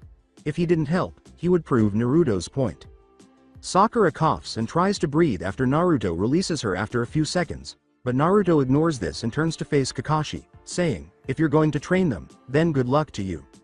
Naruto leaves without turning around. Kakashi glances at Sakura, who is still on her knees and struggling to breathe, then turns to face Sasuke, who is staring at him. When he turns to face Naruto again, he is shocked to see that he has vanished. Both teenagers stare at their Jonin sensei, wondering what he meant when he said, "You know, not to add insult to injury," but he was right. The test was to test you guys' teamwork and for me to see how good you guys were at combat. He began, "I'm sorry to say it, but he highlighted all of your flaws." The two were obviously upset to hear this, but before they could see anything, Kakashi started talking again, saying, "Look, I have to go tell the Hokage your results of the test. We'll see how things proceed, but you're welcome to come and meet me here tomorrow morning for some training." Puff Kakashi had departed with a puff of smoke, and the other two, each thinking of their own things, soon followed suit. He clenched his fists at the painful memories that were returning to him. How was he able to do all of what he did? Sasuke thought, "I'm the last Uchiha and any power and skills should go to me, not that loser. I need to get stronger if I'm ever going to avenge my clan." Sakura thought, "I'll get stronger and teach him where he stands. Maybe Sasuke will ask me out on a date if I do." She blushed at the prospect of finally dating the boy of her dreams. "I won't be made a fool of by him," she thought. After a month, people were going about their everyday lives in the Hidden Leaf Village, which was bright and early. Some are content, some are depressed, some are busy, and some are lazy. The same was true for Team 7 at the moment. The two surviving members were attempting to complete their early D-rank mission. The Hidden Leaf Village's inner woods. Sakura was hiding in a bush, and Sasuke was currently hiding behind a tree. "Sakura, can you see the target?" Sasuke asked, placing his hand next to his ear. She answered, "Yes, I can see it, it's right in front of me." Without even waiting for an answer, Sasuke went on, "Okay, on my mark, we'll capture it," saying, "Ready, set, now." Unfortunately, the target saw this coming and hurried to get out of the way, causing the Uchiha to fall flat on his face. Sasuke fled his fighting position and dashed toward his target, throwing himself in the hopes of catching it. Sakura saw that the target was now right in front of her, so she hurried out of the bush she was hiding in without wasting any time. Luckily, she caught the target, and she was grinning broadly because she felt like she had accomplished something, but that smile vanished as quickly as it appeared. The creature was startled by the unexpected pair of hands holding it, so it did what it was supposed to do in this kind of situation. In an instant, the creature's claws swiped Sakura's forehead, forcing her to release the object. The creature shot as quickly as it could into the bushes as soon as its feet touched the ground, leaving the two leaf ninjas with a furious expression. Under his breath, Sasuke snarls, "Damn that cat," and slowly rises from the ground. Although there was no blood on her forehead, Sakura was attempting to relieve the excruciating pain. "Sasuke, Sakura, let's go," came a voice from the headset. "But Kakashi-sensei, what about the..." The remark only made Sasuke more irate. "Right now let's just report back to the Hokage." Kakashi responded, "We've spent way too much time on it as it is already. The cat will have to be done with another time, Sakura." The two had been chasing the cat for the last 2 hours, and the only time they had come close to catching it was when Sakura held the cat. Sakura could tell that Sasuke was upset, and she was even more concerned that he was upset with her for letting the target go. Nevertheless, they had to meet up with Kakashi back at the mission room. Sasuke simply walked without saying anything, and Sakura followed him as closely as she could. Room of Missions. The mission room was not that active that very morning.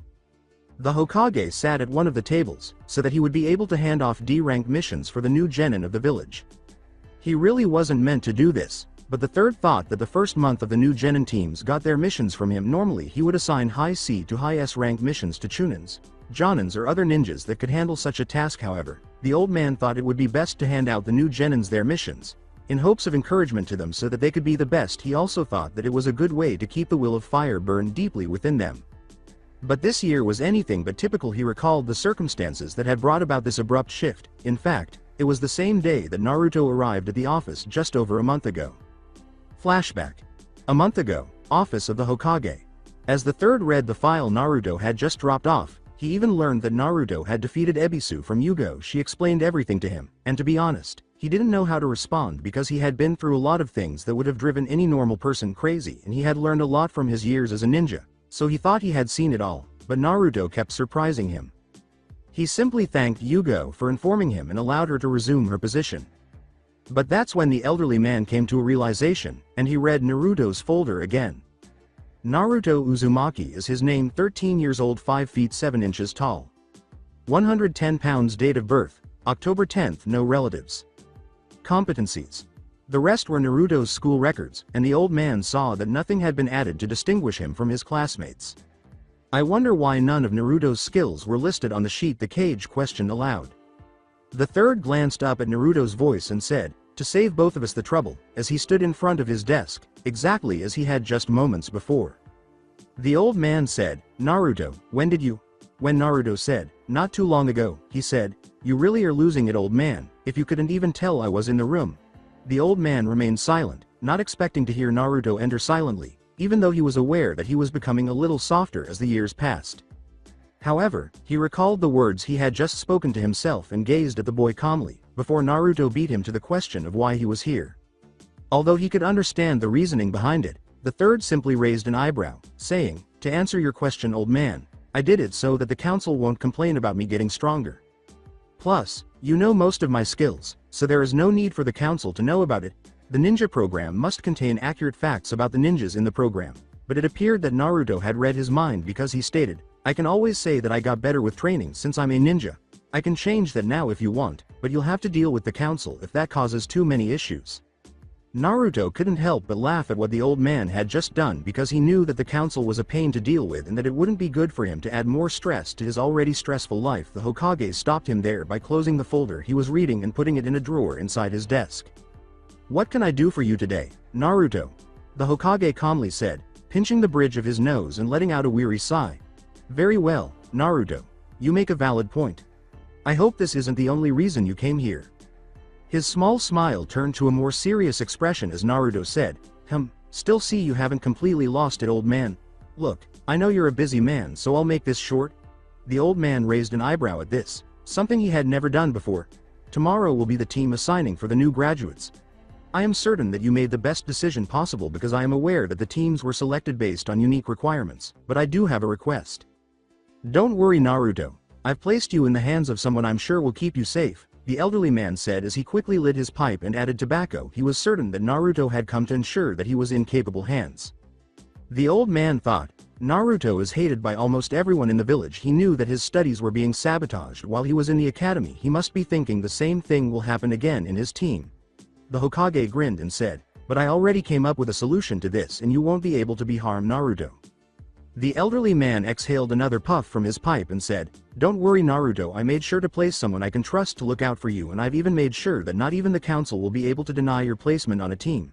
Unfortunately, he was a little perplexed as to why Naruto was still wearing a serious expression. The third, who was quite interested in Naruto's true purpose, said, thank you, old man, for looking out for me, but that is not why I'm here.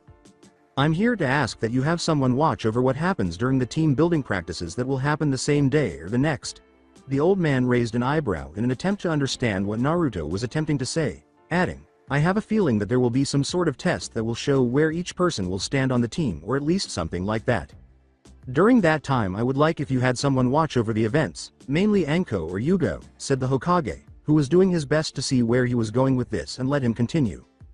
Naruto, I know you're worried, but trust me, the elderly man said, simply taking the pipe out of his mouth, setting it on the table, and puffing out the smoke. I guarantee that the placement I assigned you won't result in any. Like I said, I'm thankful for it, but like I also said, that's not what I'm here for, Naruto replied. If this isn't for you, Naruto, then for whom? I don't understand now. The third was quite interested in what Naruto was requesting if it wasn't for him. The Hokage was about to laugh at the idea that Naruto would do this to aid a friend when he said, "I'm doing this for Hinata." However, Naruto's expression indicated that this wasn't the true motivation behind his actions. The old man arched an eyebrow at Naruto's opening statement. "By now you can see that I've been acting like a fool ever since I returned back to the village, but I'm sure you noticed that I haven't been the only one." To be honest, the only person he had seen act odd was Naruto himself. His antics throughout the village, along with the additional paperwork he received as a result, really made him concentrate all of his attention on Naruto, never really seeing or hearing any other kids act in a way that caught his attention. In case you haven't figured it out, I'm talking about Hinata, old man. After giving it some thought, the third recalled that Hinata had been called a very shy girl during her time at the academy. Since Anko had been taking care of her for a long time, Hinata shouldn't be that way. Anko is not the kind of person who would permit someone under her care to be perceived as weak and delicate, particularly a young girl who has been living with her for the past year and is attempting to become a kunoichi herself. The old man said, "Can't say that I haven't noticed. After all, you were the only one that stood out the most since you were the one that got me more paperwork by all the troublesome pranks you did around the village." Naruto simply gave him a displeased look, similar to what happens when a child is reminded of something they did and doesn't want to hear it. "I assume you're going to tell me why she's been acting like this."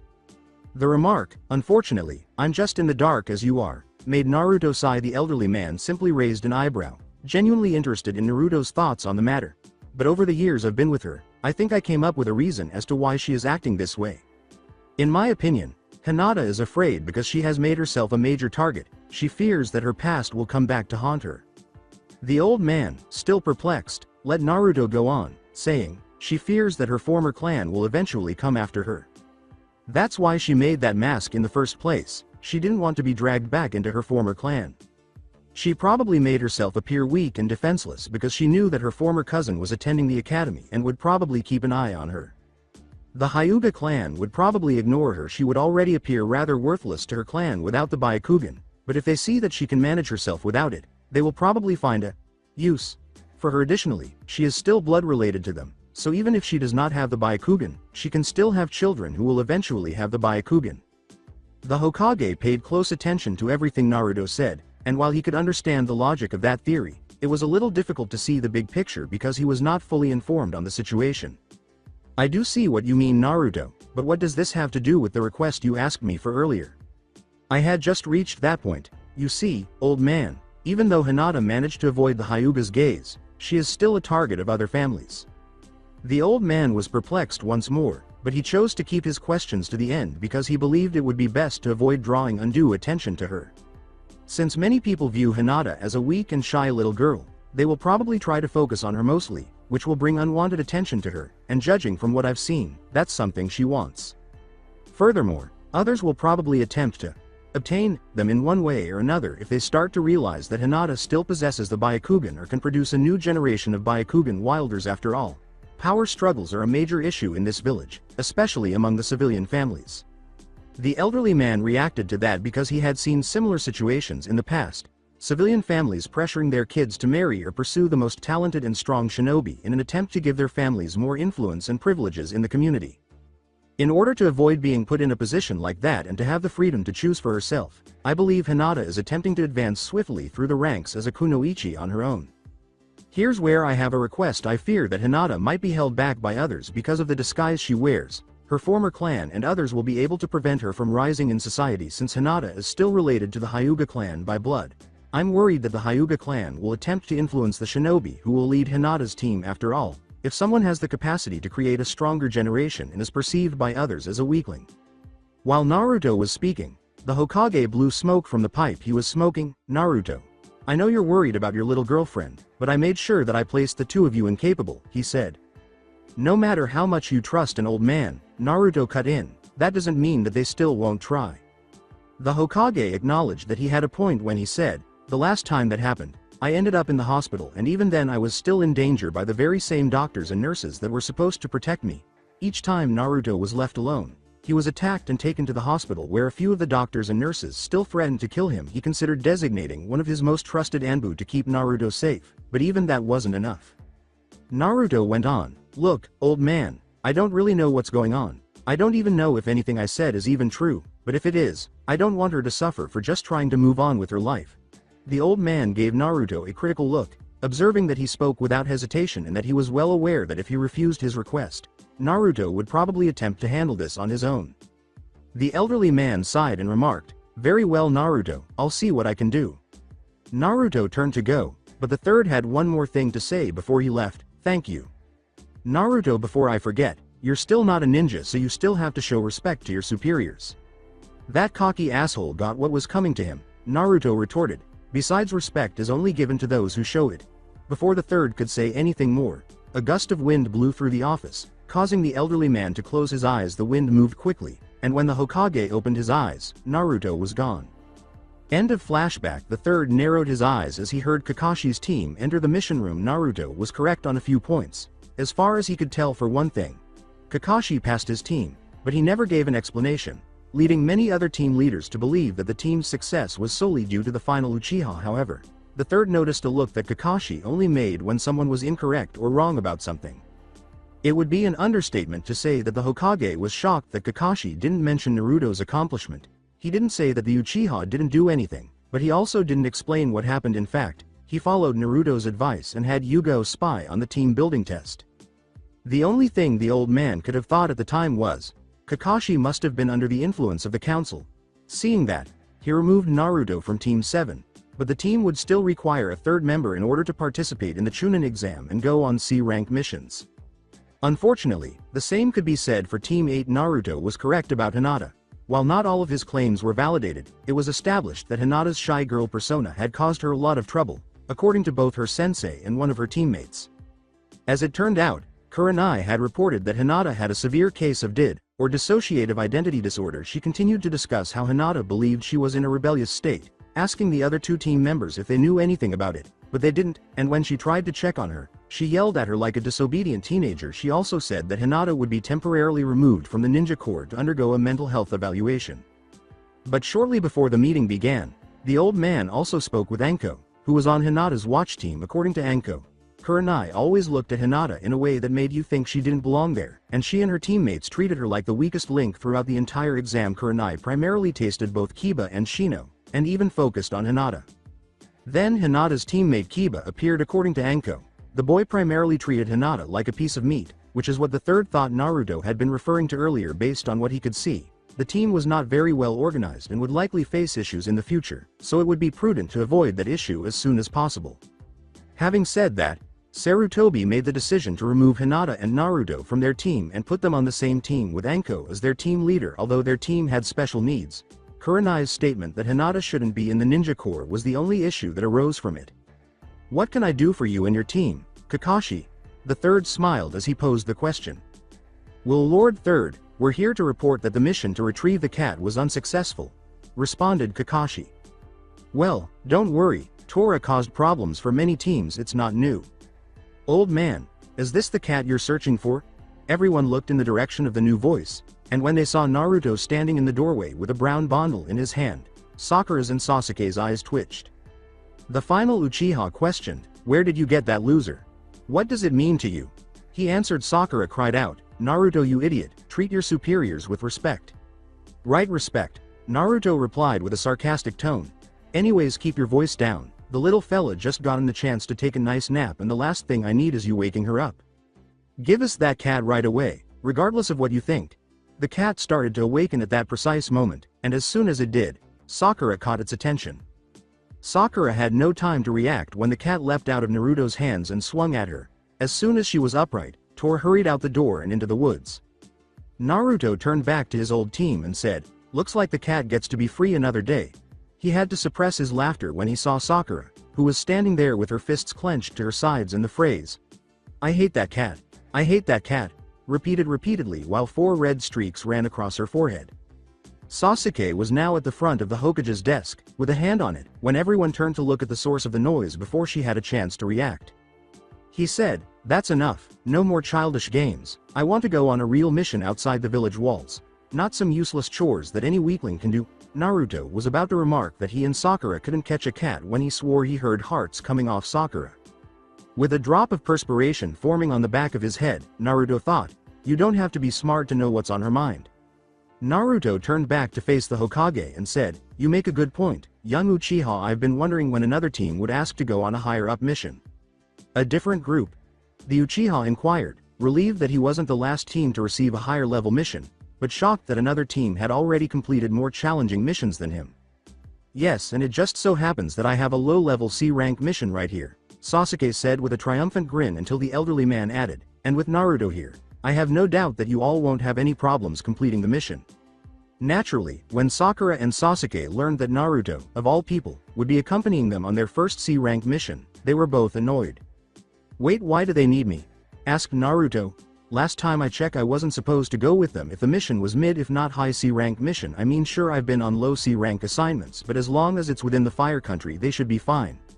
Both Sasuke and Sakura thought, the idiot has already been on C-rank missions. Kakashi, who had his face buried in an orange book, was also drawn to the statement. Sasuke just had a terrifying thought. Did his team embark on higher missions first? How many times has he been on?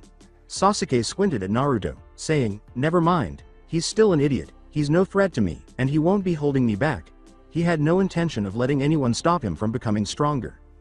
"You're right on one thing, Naruto. They wouldn't have any trouble if the mission took place in the fire country," replied the Hokage. "That is why I'm recruiting you for mission, not just because it are required for a 4-man squad to leave the country, but for the fact that you've already had some experience in the field outside the village."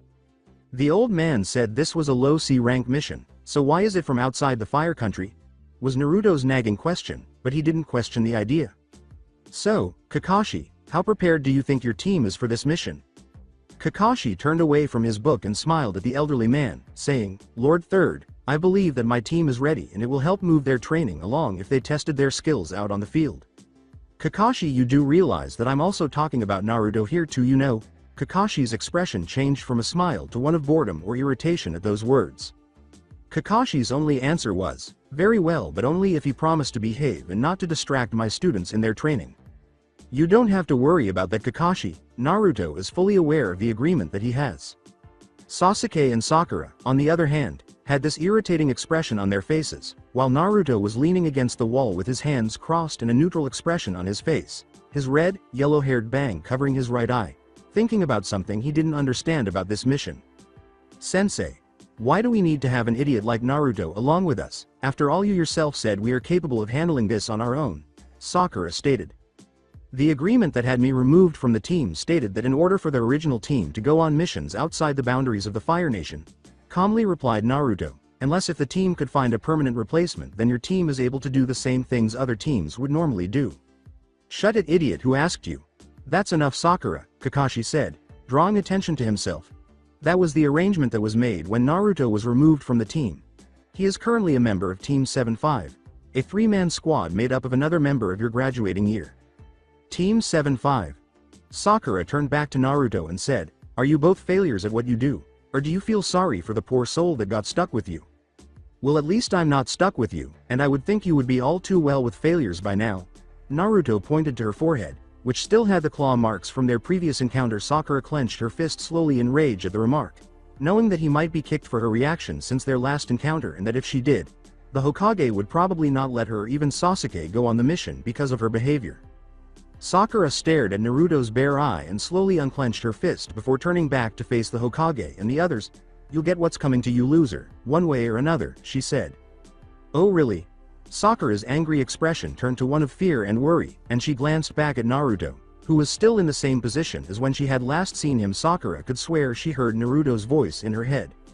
Sakura thought, "I must be hearing things." Having seen or heard enough, she turned back to face her team and the Hokage, who were looking at them with a puzzled expression on their faces.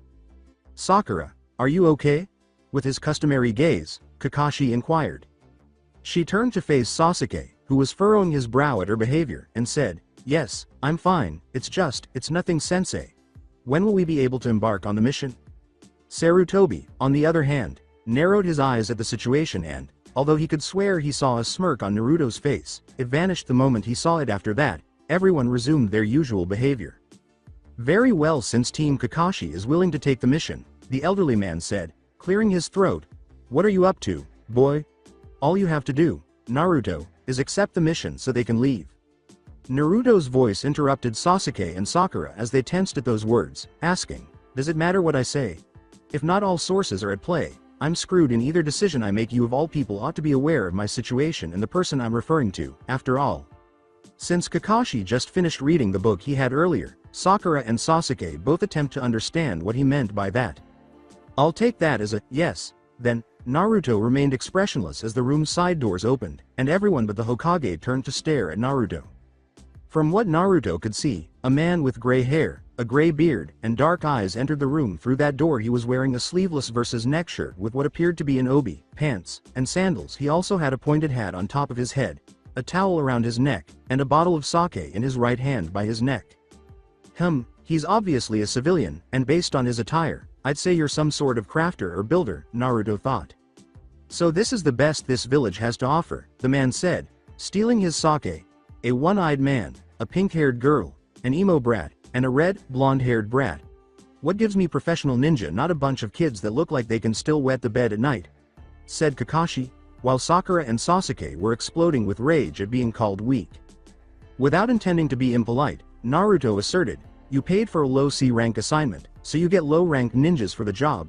I would recommend a backup team if you would like more help with this task, but the cost of hiring more people for a low-paying job will be higher." "You moron. What are you talking about?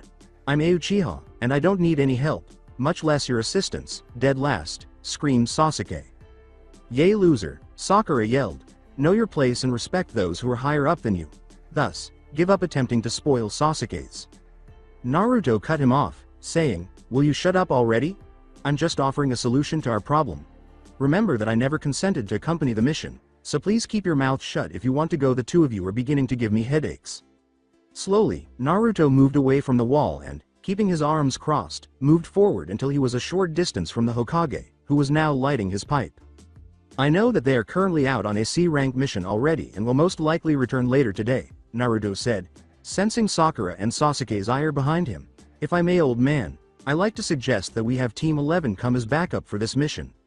I propose that we go out first and send them out later after they've recovered. If things get out of control, I'll send out a message for backup as soon as I can."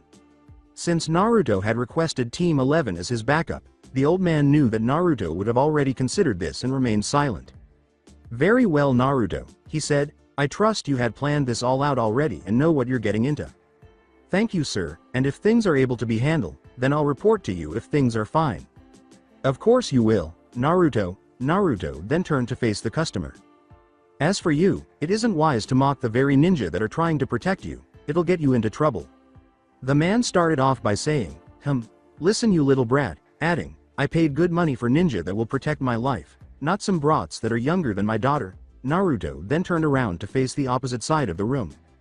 Everyone watched in silence, their faces bewildered as they tried to comprehend what had just transpired. Naruto held out two fingers of his right hand and said, "You know, if you want ninja to protect you." A drop of clear liquid suddenly fell from his fingertips. Smash! Everyone turned back to look at the client, who was now holding the shake bottle's neck alone as it lay on the floor. "Then it would be wise to not insult them." Naruto turned back to the man, and everyone could see that he was holding a kunai. "If you can't do that, then I suggest you ask for help from another village next time." Naruto then slowly left the room. "Tazuna, I'm sorry to say this, but he is not wrong," the cage responded. "It is not wise to insult the ones that offer your assistance when you are the one who is asking for help, and from ninjas no less. Is it police for that ninja to hit the customer?" The man, who was now called Tazuna, said. Blowing out some smoke from his pipe, the elderly man said, "You provoked him. You have no one to blame but yourself. Plus I think he has proven that he is capable for the mission." He turned to face Kakashi and the other two, saying, "Kakashi, get your team ready for departure. Your task is to keep Tazuna safe while he completes a bridge for his community." "Yes, Lord Third," turned back to the students, Kakashi said, "You two go and pack enough supplies for a trip of about a week. Pack minimally and only what is necessary because it's difficult to predict how long you'll be there." Both students nodded and departed the building, each thinking about what they had just witnessed and what would happen. "We'll meet up at the main gate in about an hour and a half. I'm a Uchiha, so he can't be better than me no matter how I get my answers." How did that idiot do that? He just got lucky. That's all. A loser like him is in no way better than Sasuke. Besides, the idiot left before he could tell when to meet up, so I'll have Sasuke to myself on this mission. I'll make sure to put that loser in his place in some way. Sure you will. They both came to a complete stop, believing they heard someone, but they were the only ones in the area. They continued on their way, not realizing that they were being watched from the tops of the trees. Main gate of village. After about an hour, Sasuke approached the main gate while carrying a blue camping backpack. Sasuke. Sasuke had a strong suspicion that it was, so he simply kept moving toward the gate. Once there, he leaned against one of the walls and observed Sakura approaching him. As usual, he disregarded her and hoped Kakashi would arrive quickly. A few minutes later, he saw Kakashi walking down the street with the client, so he didn't have to wait long. Kakashi looked up at the sky and said, "Glad to see the two of you made it. Let's get going and hope we could get past the border by dawn."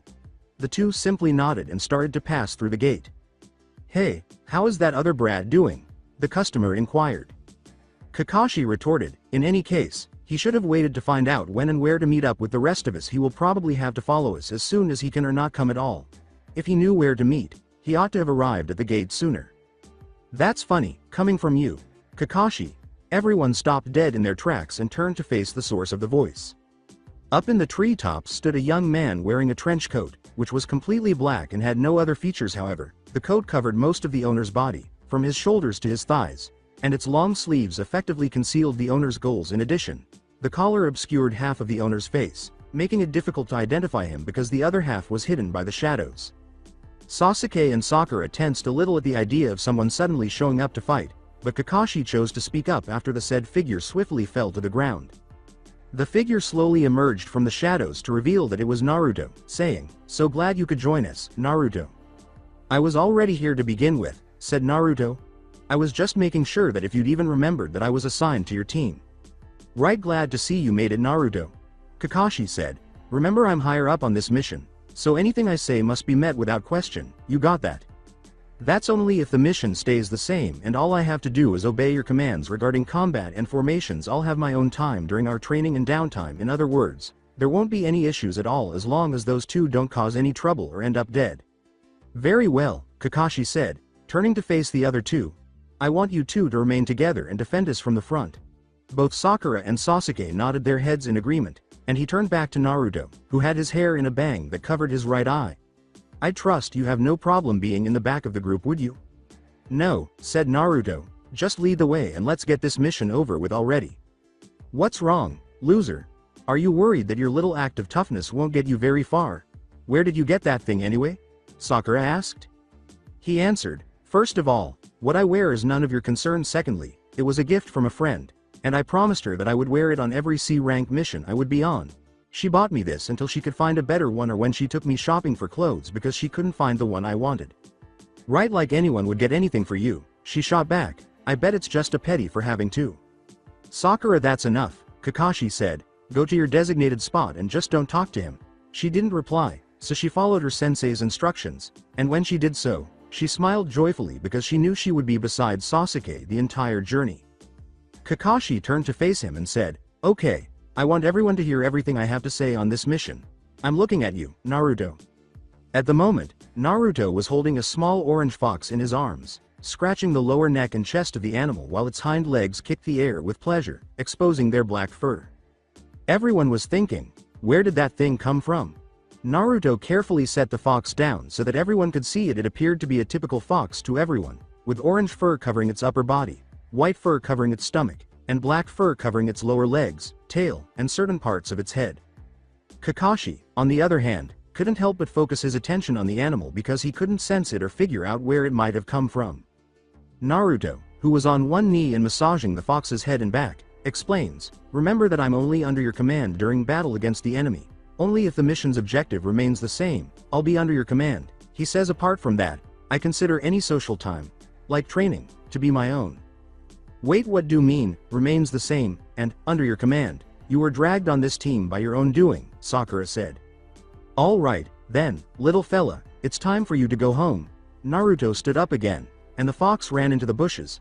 "I mean, if the mission is to change in any way, I'm free to take on my own orders," Naruto said, keeping his eyes fixed on the bushes. "In addition, I'm more of an extra hand on this mission, so you two must always obey your sensei's commands. If the mission gets out of control, I'm free to do whatever I want, but in the meantime, I have to obey orders and avoid killing you." Sasuke grinned and said, "So you can just chicken out when things get too hard for you?" Seeing that Kakashi was still gazing at the bushes that the fox had run through earlier, Naruto simply turned to face the others without saying anything. Right, well, like you said, follow my order and should have a problem. Kakashi glanced around. Oh, and try not to get my students killed. Trust me, I'm the least of your concerns at the moment, Naruto replied. After that, the team started walking down the road. Sakura spoke to Sasuke, who ignored her, and the client and Kakashi spoke occasionally, but Naruto didn't give a damn about what they were talking about. Before long, he started to recall the conversation he had had in the village not too long ago. Ramen stand from flashback. Ayame smiled warmly and said, "Here's your bowl of miso ramen, Naruto." As he separated his chopsticks, Naruto said, "Thank you, Ayame." A voice next to him said, "So you'll be going on a C-rank mission," and Naruto quickly slurped up the noodles he was eating before turning to face the speaker. Hinata was eating a cinnamon roll on a napkin and a miso ramen. Since they were both kicked off their previous teams and assigned to a new team with Anko as their new sensei, they haven't really argued because they knew that Anko was a high-ranking ninja and that she would inevitably be called off to do other assignments, but she always prepared for them. To make sure the two were prepared for anything and to see how they had progressed since the previous day, she would either bombard them with snakes, kunais, or occasionally both, whenever they met for a team meeting.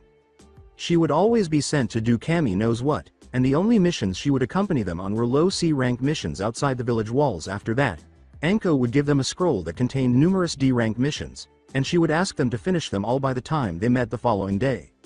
Neither Naruto nor Hinata ever inquired about Anko's whereabouts. Instead, they frequently assumed that she would be summoned to the torture and interrogation department for work, or that she would spy on them while they completed the missions while eating a plate full of dumplings. The mission is to protect an elderly man while he completes the construction of a bridge for his village. Looks like it, Naruto said as he slipped up some more needles, but something about this still doesn't seem right. You said it was a low C-rank mission. The most obvious enemy you would face would be bandits, if not even some hooligans, rarely any ninjas. Naruto slowly started to drink the liquid that was still in his bowl, saying, "One know that," but the old man was not too pleased with what he paid for. You and I are both aware that people frequently make poor decisions based solely on appearances. As she continued to eat the noodles in her bowl, Hinata remarked, "After all, we witnessed this firsthand." The last thing Naruto wanted was to be killed in something he didn't know about, so he said, "Right?" He wasn't sure this mission was what it was supposed to be, and he considered all the information he had, but nothing made sense. He set his bowl aside, took his chopsticks, snapped them in half, and tossed them in a nearby trash can, trying his best to put the thought out of his mind. In any case, Hinata, what will you do while I'm away? He knew she was thinking about something when he turned to face her again. The two never really figured out what Naruto did, but he knew that Hinata didn't care that she lost what many would want. To her, the new eyes meant both freedom from oppression and a sign of friendship that they had formed. Hinata was simply staring into her bowl, more specifically the reflection in the bowl, and Naruto was well aware of how much her new eyes meant to her. His initial reaction upon hearing that Hinata would be his partner was that Kiba was the issue, but he was taken aback when she informed him that her sensei, Kurenai, was the primary cause. Naruto has been trying to learn about Hinata's past ever since he returned years ago, and he has discovered how her clan would behave toward her and, more significantly, toward each other. When she was still a member of the Hyuga clan, Hinata had told him that Kurenai was a mentor her father had assigned to help her grow stronger. The two bonded like sisters, but that bond ended when Kurenai told her that she was unfit for a ninja's life. The main reason she trusted Anko the most when she was expelled from the clan was because the one person she trusted had betrayed her. Naruto didn't ask any more questions about Hinata's past because he knew she would tell him everything when she felt ready, but he didn't really think she was telling him everything, just the essential details that would address his queries. Naruto said, "Hinata, I can see that you are afraid of your past coming back for you. Just know that you're not alone in this." He put his hand on her shoulder and said, "Hinata," jolting her out of her reverie. She turned to look at Naruto's blue eyes and realized that he was worried about her, and she detested making him worry, especially when it was directed at her. "Hinata, you know I don't have to go," she said. "I can remain here and assist you." "Don't think." Hinata glanced back down at her plate and said, "Naruto, don't worry too much about me. I'll be fine. In addition, during your absence, I will only be accepting D-rank missions on my own. Additionally, I occasionally have the opportunity to train with Anko and Tenten. I can even ask Ino to work out with me since her team is incredibly indolent. She has been asking me to train with her." The fact that Hinata was gregarious and somewhat surprised that Ino was one of them made Naruto smile. "I'm glad to see the two of you are getting along these days." He was still unable to understand her. She was the vice president of the Sasuke Uchiha fan club not too long ago, but in just a few months at the academy, she completely changed. Yeah, and Ino told me that she is grateful for the assistance you provided her, Hinata said, grinning slightly as she turned to face Naruto. Would you mind sharing with me how you transformed one of the most devoted Uchiha fangirls? After he paused to think, Naruto said, I really don't know, all I can remember was giving her some advice a year or two ago, but it was nothing special. Ayame, who was now interested in Naruto's ability to influence others, asked, what did you tell her? Just stuff about health, childhood, the future and some personal problems. Both girls were perplexed because they couldn't understand how such subjects could impact someone so profoundly, particularly if it had occurred roughly 2 years prior. Look, you two, I need to start heading out now. Hinata picked up a shopping bag beside her and said, wait, Naruto, after you took that cat to the Hokage, Anko wanted me to give you this. The bag that was now on the counter caught Naruto's attention. Nothing remarkable about the bag. It was just a typical red paper bag from a clothes store. Naruto took out the contents of the bag after opening it. A trench coat? Naruto asked, speculating as to why Anko would give him one given that Anko had given Hinata a trench coat. She would probably buy him one as well. This particular coat was rather nice. The exterior was entirely black, while the interior was red overall. There wasn't much to the coat. Naruto hurriedly put on the coat to check if it fit. This looks almost the same as Anko's coats. Actually, it did, but there was something about the coat that both Ayame and Hinata noticed. Naruto, I think that it's a bit too big for you.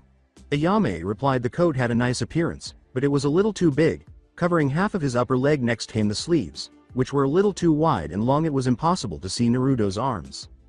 Naruto narrowed his eyes and glanced at the coat. Not really, he said, turning to face Hinata to hear her thoughts on the matter. Knowing Anko, she must have got you that due to your combat style. If I remember, you like to use quick strikes in a fight in order to keep your opponents on their toes when we spar. Anko must notice how you would always throw your ninja tools just as fast as you would take them out. The same could be said for those twin swords you use appear and then disappear in a blink of an eye. Naruto glanced at Hinata and understood what she was trying to say, plus the coat hides your blades and one of your pouches. You've recently been wearing 3 pouches for ninja tools. One on both legs and one at the back of your waist. The coat hides the back pouch and your sword well, giving you an edge in a fight. After giving it some thought, Naruto realized all the benefits this gift would offer him in battle. Hinata returned to her bow and began working on it, saying, in addition, Anko informed me that we can accompany her to get one costume for you since it looks plain being a solid color. Naruto said, we'll see when I get back. As he continued to study the coat, will I have to go now or I'll be running late? Bye Naruto, good luck, Ayame said as her father waved Naruto off. Naruto said, bye Ayame, bye old man, and started to head for the main gate, but he couldn't resist turning to face Hinata again. There was an unavoidable ping in his side. He only had a few people who took care of him. He never really had a family. He had no idea what it would be like to be shunned by one's own family. Unfortunately, she tries to avoid the subject more and more. The more he tries to get her to open up, she would eventually open up to him. He knew, because she trusted him. He saw a tear running down Hinata's cheek as he was leaving. Remain resilient, Hinata. You won't have to face your challenges alone. Be careful, Naruto, Hinata said. When he turned to look behind him, he saw that her tear had fallen from her cheek and into her bowl. Splash. End of flashback. When Naruto felt water hit his leg, he was abruptly jolted out of his reverie. He saw his left leg in a pool of water when he looked down. What the? It's the middle of the day, and there aren't any clouds in the sky, Naruto said, looking up at the sky. Naruto turned to face the group and asked, everything all right back there? They were staring at him from the road ahead. He kept walking without saying anything because he could almost tell what they were thinking. Sakura cried out, hurry up you idiot, wasn't it you who wanted to get this over with? A lonely road that leads to an open space. They may still be unaware that this could be an ambush, or they may simply. Splash. When he heard the sound of water behind him, Naruto's eyes widened. Not wanting to waste any more time, he threw down 2 smoke pellets, and as soon as they hit the ground, the area was engulfed in smoke. Using his quick reflexes, Naruto leapt to the tree lines. Get down. Sakura looked back up to see her sensei entangled in chains after Kakashi yelled and swiftly pushed her to the ground. Now, was said by an unidentified voice, and in a matter of seconds, Kakashi's chains tightened and it was torn apart. Sensei. As her sensei was sliced into a million pieces, Sakura yelled in horror. The voice repeated, that's 1 down, only 3 more. 2 men stood in the clearing, and everyone watched as another male voice said, Careful brother, there's still another one around here. That runt went running, huh?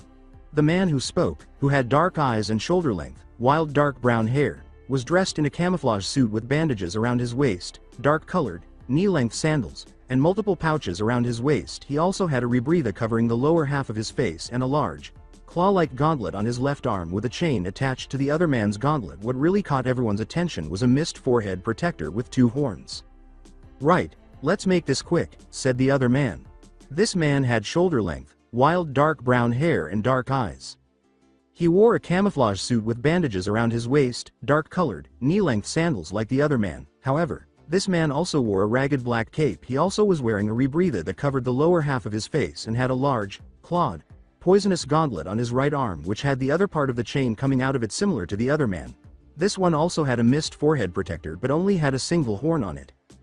As Naruto watched from the top of the tree, he thought, if my memory serves me correctly, those 2 are the demon brothers from the village hidden in the mist. From what I recall, those 2 are missing nin with a chunin rank. The 2 use a form of twin coordinated attacks. Their main weapon is those 2 large metal gauntlets on their arms. If I remember correctly, those gauntlets house a retractable shuriken-styled chain that, if I remember correctly, runs in between the 2 of them. From the looks of it, they can use it to bind an enemy and then slice them to pieces. I have a feeling that if the shuriken chain is unaffected in battle, they must have some sort of release mechanism, in order to split them up for individual attacks. Maizu, who has a single horn on his head, and Gozu, who has 2 horns, are both B rank in the bingo book and have a $2,000 bounty each. You may be right about all those things, Kit, but you're wrong about one thing. Oh, what is that? Maizu is the 2-horned one and the one with the single horn is Gozu. Excellent. Anko made me and Hinata memorize the bingo book, and I would mix up the targets' names the first time I needed it.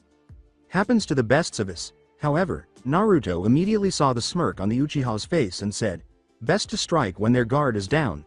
Anyway, judging by that earlier attack they just did, these guys are skilled enough to conceal their chakra, but I have a feeling that they like to go up close in battle with their weapons. Either that or they're underestimating us, in which case it's best to take them out before they begin to wise up. Sasuke, on the other hand, was unable to say the same. I can finally test my skills in real combat. Maizu said in a somewhat somber tone. Alright, brought hand over the bridge builder and we might go easy on you. Weaklings. What do you use them for?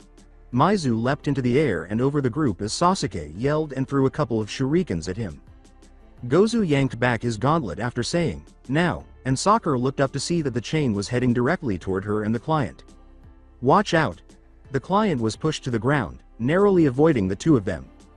When Sakura looked up to see who was speaking, the cold metal of the gauntlet smacked her from the side of her head, sending her flying backward. Not bad, girly, she said. Gozu glanced at the bridge builder in front of him and couldn't help but smile beneath his mask at the terrified expression on the elderly man's face. Unfortunately, that smile vanished as soon as he felt something behind him. Sasuke was running as fast as he could to surprise Gozu, and he really didn't know when to stop. Bang! As soon as Sasuke felt pain in his stomach, he realized it was Maizu. The other one, Maizu, had kneed Sasuke in the stomach, but there was nothing he could do because Maizu then smacked him in the face with his own gauntlet. Maizu grinned as he saw the Uchiha hit a tree hard. Maizu turned to his brother and said, as much fun as it is to slap you brats around, we really have to get this job done. With those words, Gozu ran towards the bridge builder. Fine, he said, turning back to see the elderly man attempting to flee. That's not going to work. A set of 4 kunais landed in front of him in a straight line, and another set of 4 were blocked by Gozu's gauntlet. Gozu saw the slips of paper tied to the end of kunais without much delay. He said, taking a quick step back as he saw a bunch of kunais approaching him. Paper bombs. Maizu shouted. Boom! Maizu sighed with relief as his brother emerged from the smoke unscathed, and he drew back as hard as he could on his gauntlet. Gozu insisted, those weren't paper bombs, as he gazed at the smoke that now enveloped the area. I don't care what it is, said the other brother, what matters is who gets it instead. But that response was swift because the 2 demon brothers saw a figure emerge from the smoke, and a moment later the smoke dissipated, revealing Naruto standing composedly in front of Tazuna. In contrast, Tazuna was unsure of whether he should be relieved or nervous. While he was relieved that one of the ninjas he was with was still alive, he didn't think he would live as long as the other 3. He wasn't exactly anticipating Naruto's reaction to be, look kid, I'm glad you didn't leave me to die, but seeing how quickly your team was taken out, I doubt you'll be able to do anything. The elderly man was about to disagree with him when he said, "Be quiet already, when this is all over you're going to have to answer some questions and then we'll see how things will carry out from there." However, he could not tell if Naruto was calm, angry, or a combination of the two based on the glare he was giving with the corner of his eye.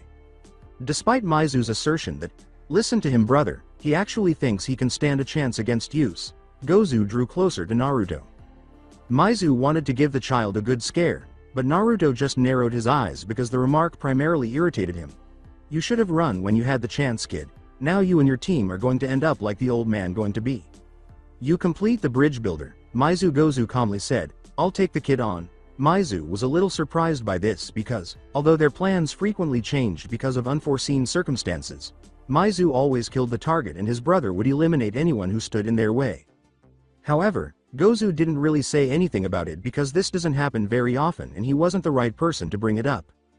"Old man," Naruto said, "don't move no matter what, don't move a muscle, not even for a moment.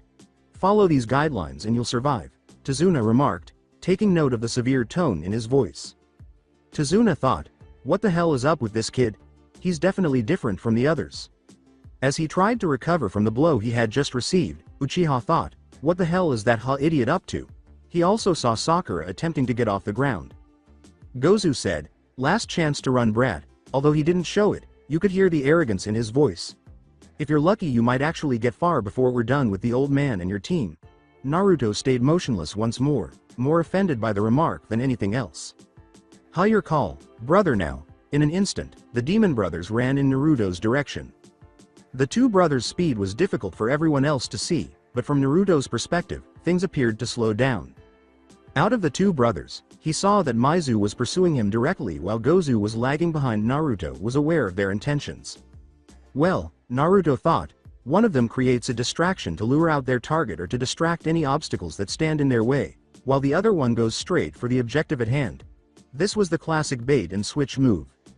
The voice in Naruto's head said, "Remember, Naruto, even though the bait and switch move is very old, it's still effective in combat." Naruto recalled that this was the first thing he had learned in battle tactics years prior. If you ever find yourself in a situation where the bait and switch is being used on you, just remember to never lose sight of all your enemies and never let your guard down. "The strategy is ideal for this circumstance," Naruto said with a quick grin. "Unfortunately for them, I already have a way to counter this."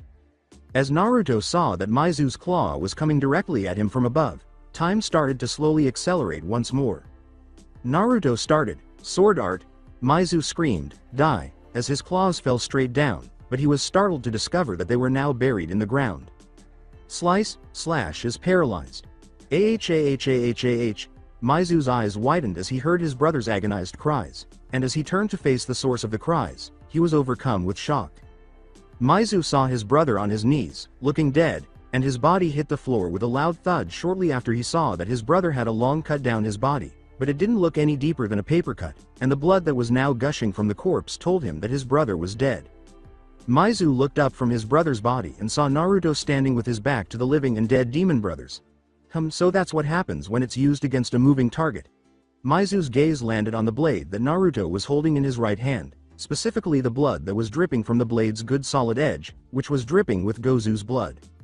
The attack was intended to paralyze him, as the name suggests, but I never tested it against moving targets, Naruto calmly clarified. Everyone, including the stunned but still dejected Team 7, was paying close attention to what Maizu had to say. "I knew there was something off about you," Maizu said, and Naruto turned to face the only brother. "You had a chance to run, 2 chances at that, but you didn't. At first I thought you were an idiot to come back and face Use, however looking back at what you did, I can see that you're more smarter than we originally thought. Is your brother attacking the elderly man for that reason? Did you want to attack me directly to test your theory?" inquired Naruto. "Truth be told, I did think you had more skill and you actually had a more planned out plan than the other two did." Maizu was still struggling to extract his claw from the ground, and Naruto could swear he heard the other two groan. He wasn't sure if it was from pain or annoyance, but he didn't care. He heard Maizu's claw snap off the ground, drawing his focus back to him. Maizu immediately assumed his fighting stance and was ready to attack when he saw Naruto making a hand signal. "We may have underestimated you the first time, but now you have to deal with me and trust me when I tell you I don't make the same mistake twice."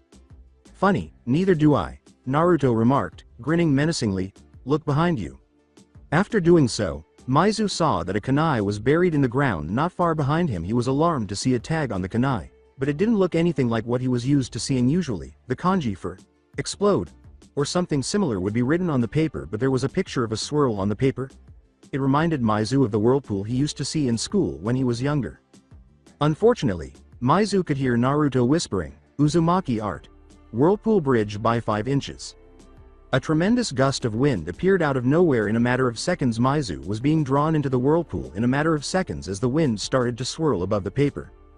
Maizu was dragged in through the whirlpool in a matter of seconds after he tried his hardest to hang on but was unsuccessful. Naruto felt a hand on his right arm and smirked as he prepared to make another hand seal.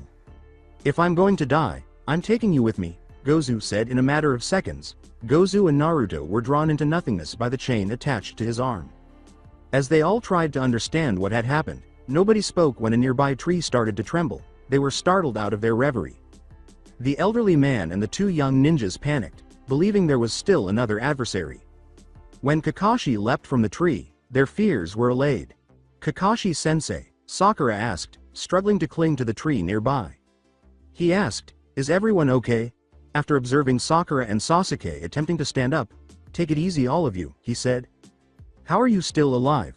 Tazuna responded, "We saw you got torn apart by those 2. It looked like that, however I replaced myself with logs and other scraps around the forest by using the substitution jutsu." He clarified, "I was hiding nearby in hope to catch our assailants off guard." Speaking of which, where did they go? Ahahaha. Everyone turned to face the source of the yelling and saw distant birds flying. A short while ago, with Naruto was drawn into a vortex and fell to the ground.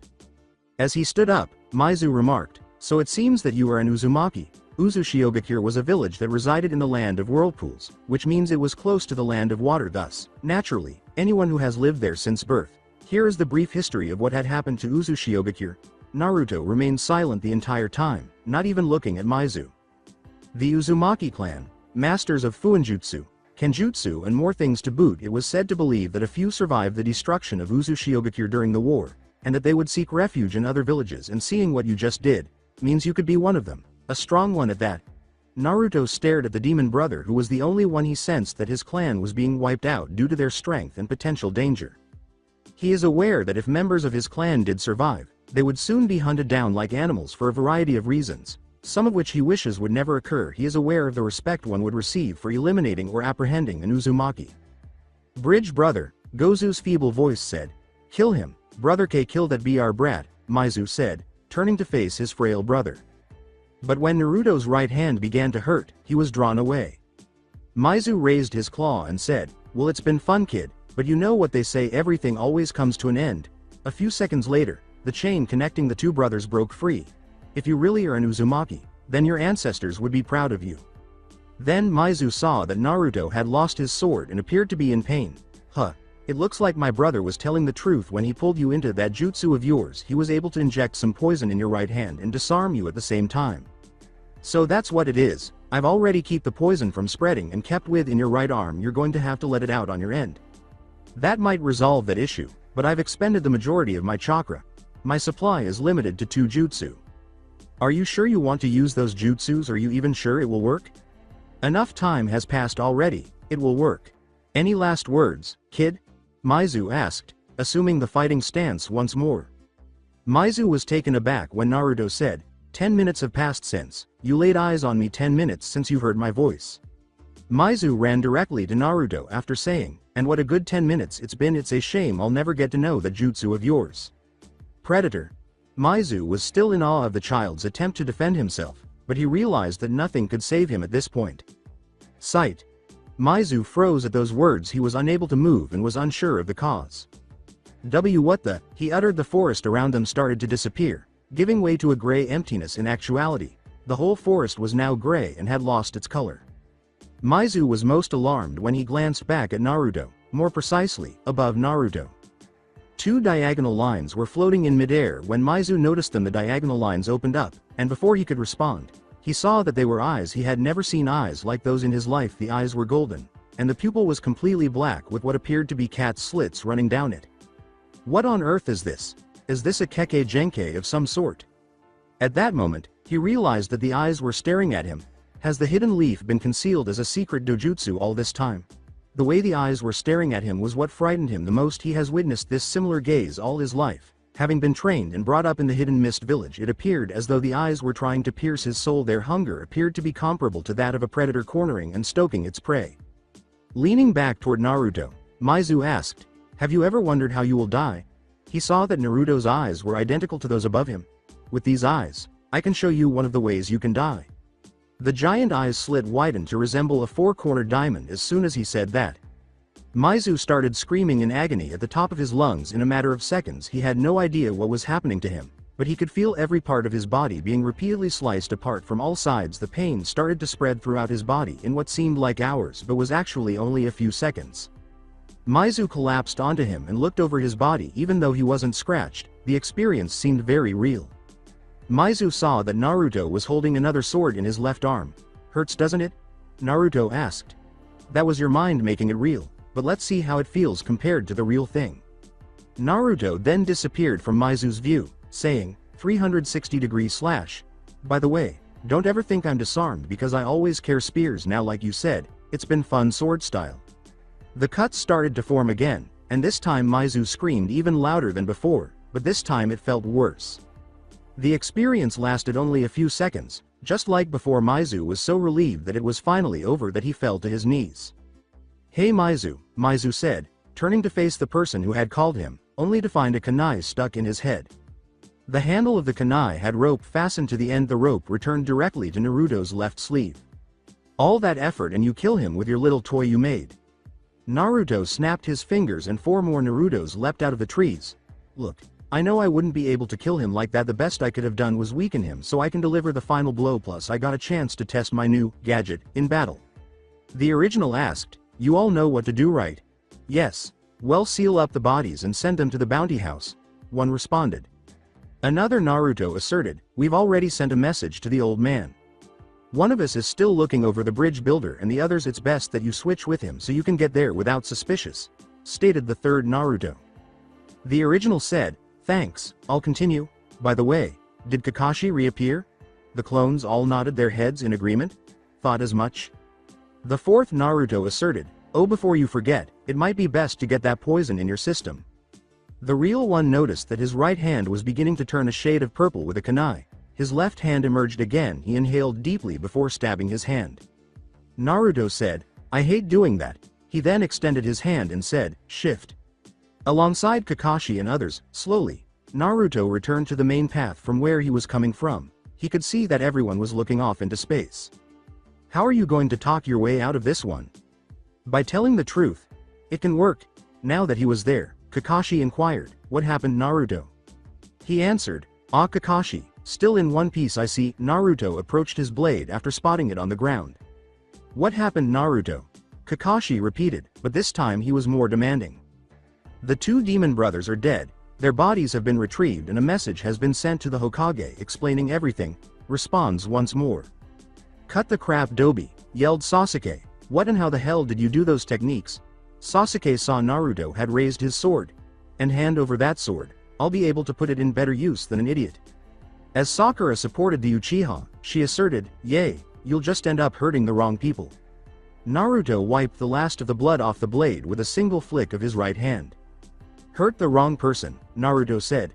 Calmly gazing at his blade, Naruto turned 180 degrees and aimed his blade at Sakura, saying, "Maybe I should start right now then." With haste, Naruto ducked and angled his blade upward. Kakashi's chest was now only a few inches from the tip of the blade. "I've seen you've done nothing to improve their behavior," replied Naruto. Kakashi looked down at Naruto and retorted, "You're pointing a weapon to a higher-ranking ninja and you just threatened my student. From what I can see, if I was still standing up, you would have killed me by breaking my neck. I'm sure every higher-ranking ninja would do that, then knocking the person out. You're becoming a liability as leader. I'm ordering you to stand down." With his sword still within striking range of Kakashi's chest, Naruto slowly rose back to his feet, saying, "If I remember correctly, as long as the mission stands." Then, his gaze shifted to the bridge builder, but he continued to focus on Kakashi.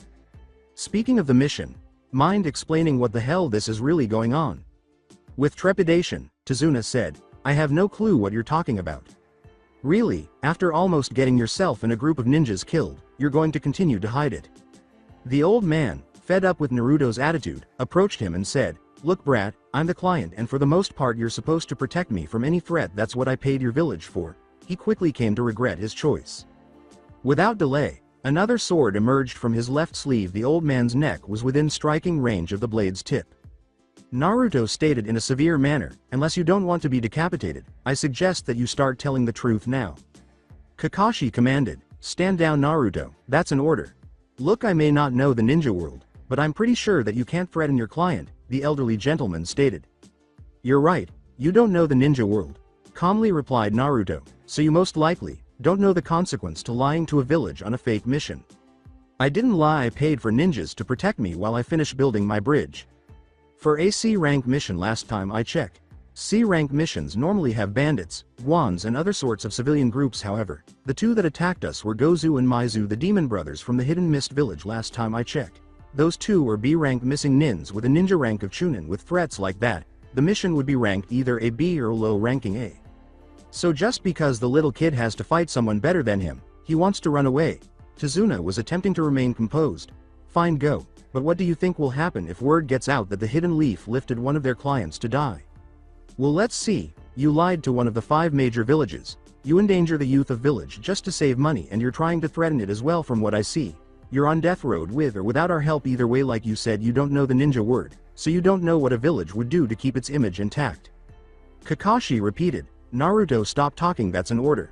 "What did I just say? We just got attacked by 2 ninjas that are listed as B-rank criminals in the bingo book. I only follow your orders if the mission remained the same, and that's no longer the case, meaning I don't follow your order anymore. I'm still higher ranked than you. Really still sticking to that? Okay, tell me, when were you going to confront the demon brothers or notice that the mission was off? You do realize I can kill you for insubordination? Yes, you're going to kill a kid instead of incapacitating him like any other higher up would. Let me guess, you want to use that special thing that you're hiding underneath your headband." Kakashi narrowed his eyes in response. "What, you didn't think I would study up on you?" In a clever statement, Sakura asserted, "Huh, you study, yay right." Naruto remained silent. In actuality, Naruto exposed Sakura and Sasuke during his conversation with the 2 adults. Turning back to the bridge builder, Naruto asks, "Have you ever heard of Gato?" Naruto answered, "The founder of Gato Company, the shipping company." The elderly man gave a nod. "It's highly likely that Gato sent those ninja to kill me." "Makes sense, he would have the money to hire missing nin to do his work."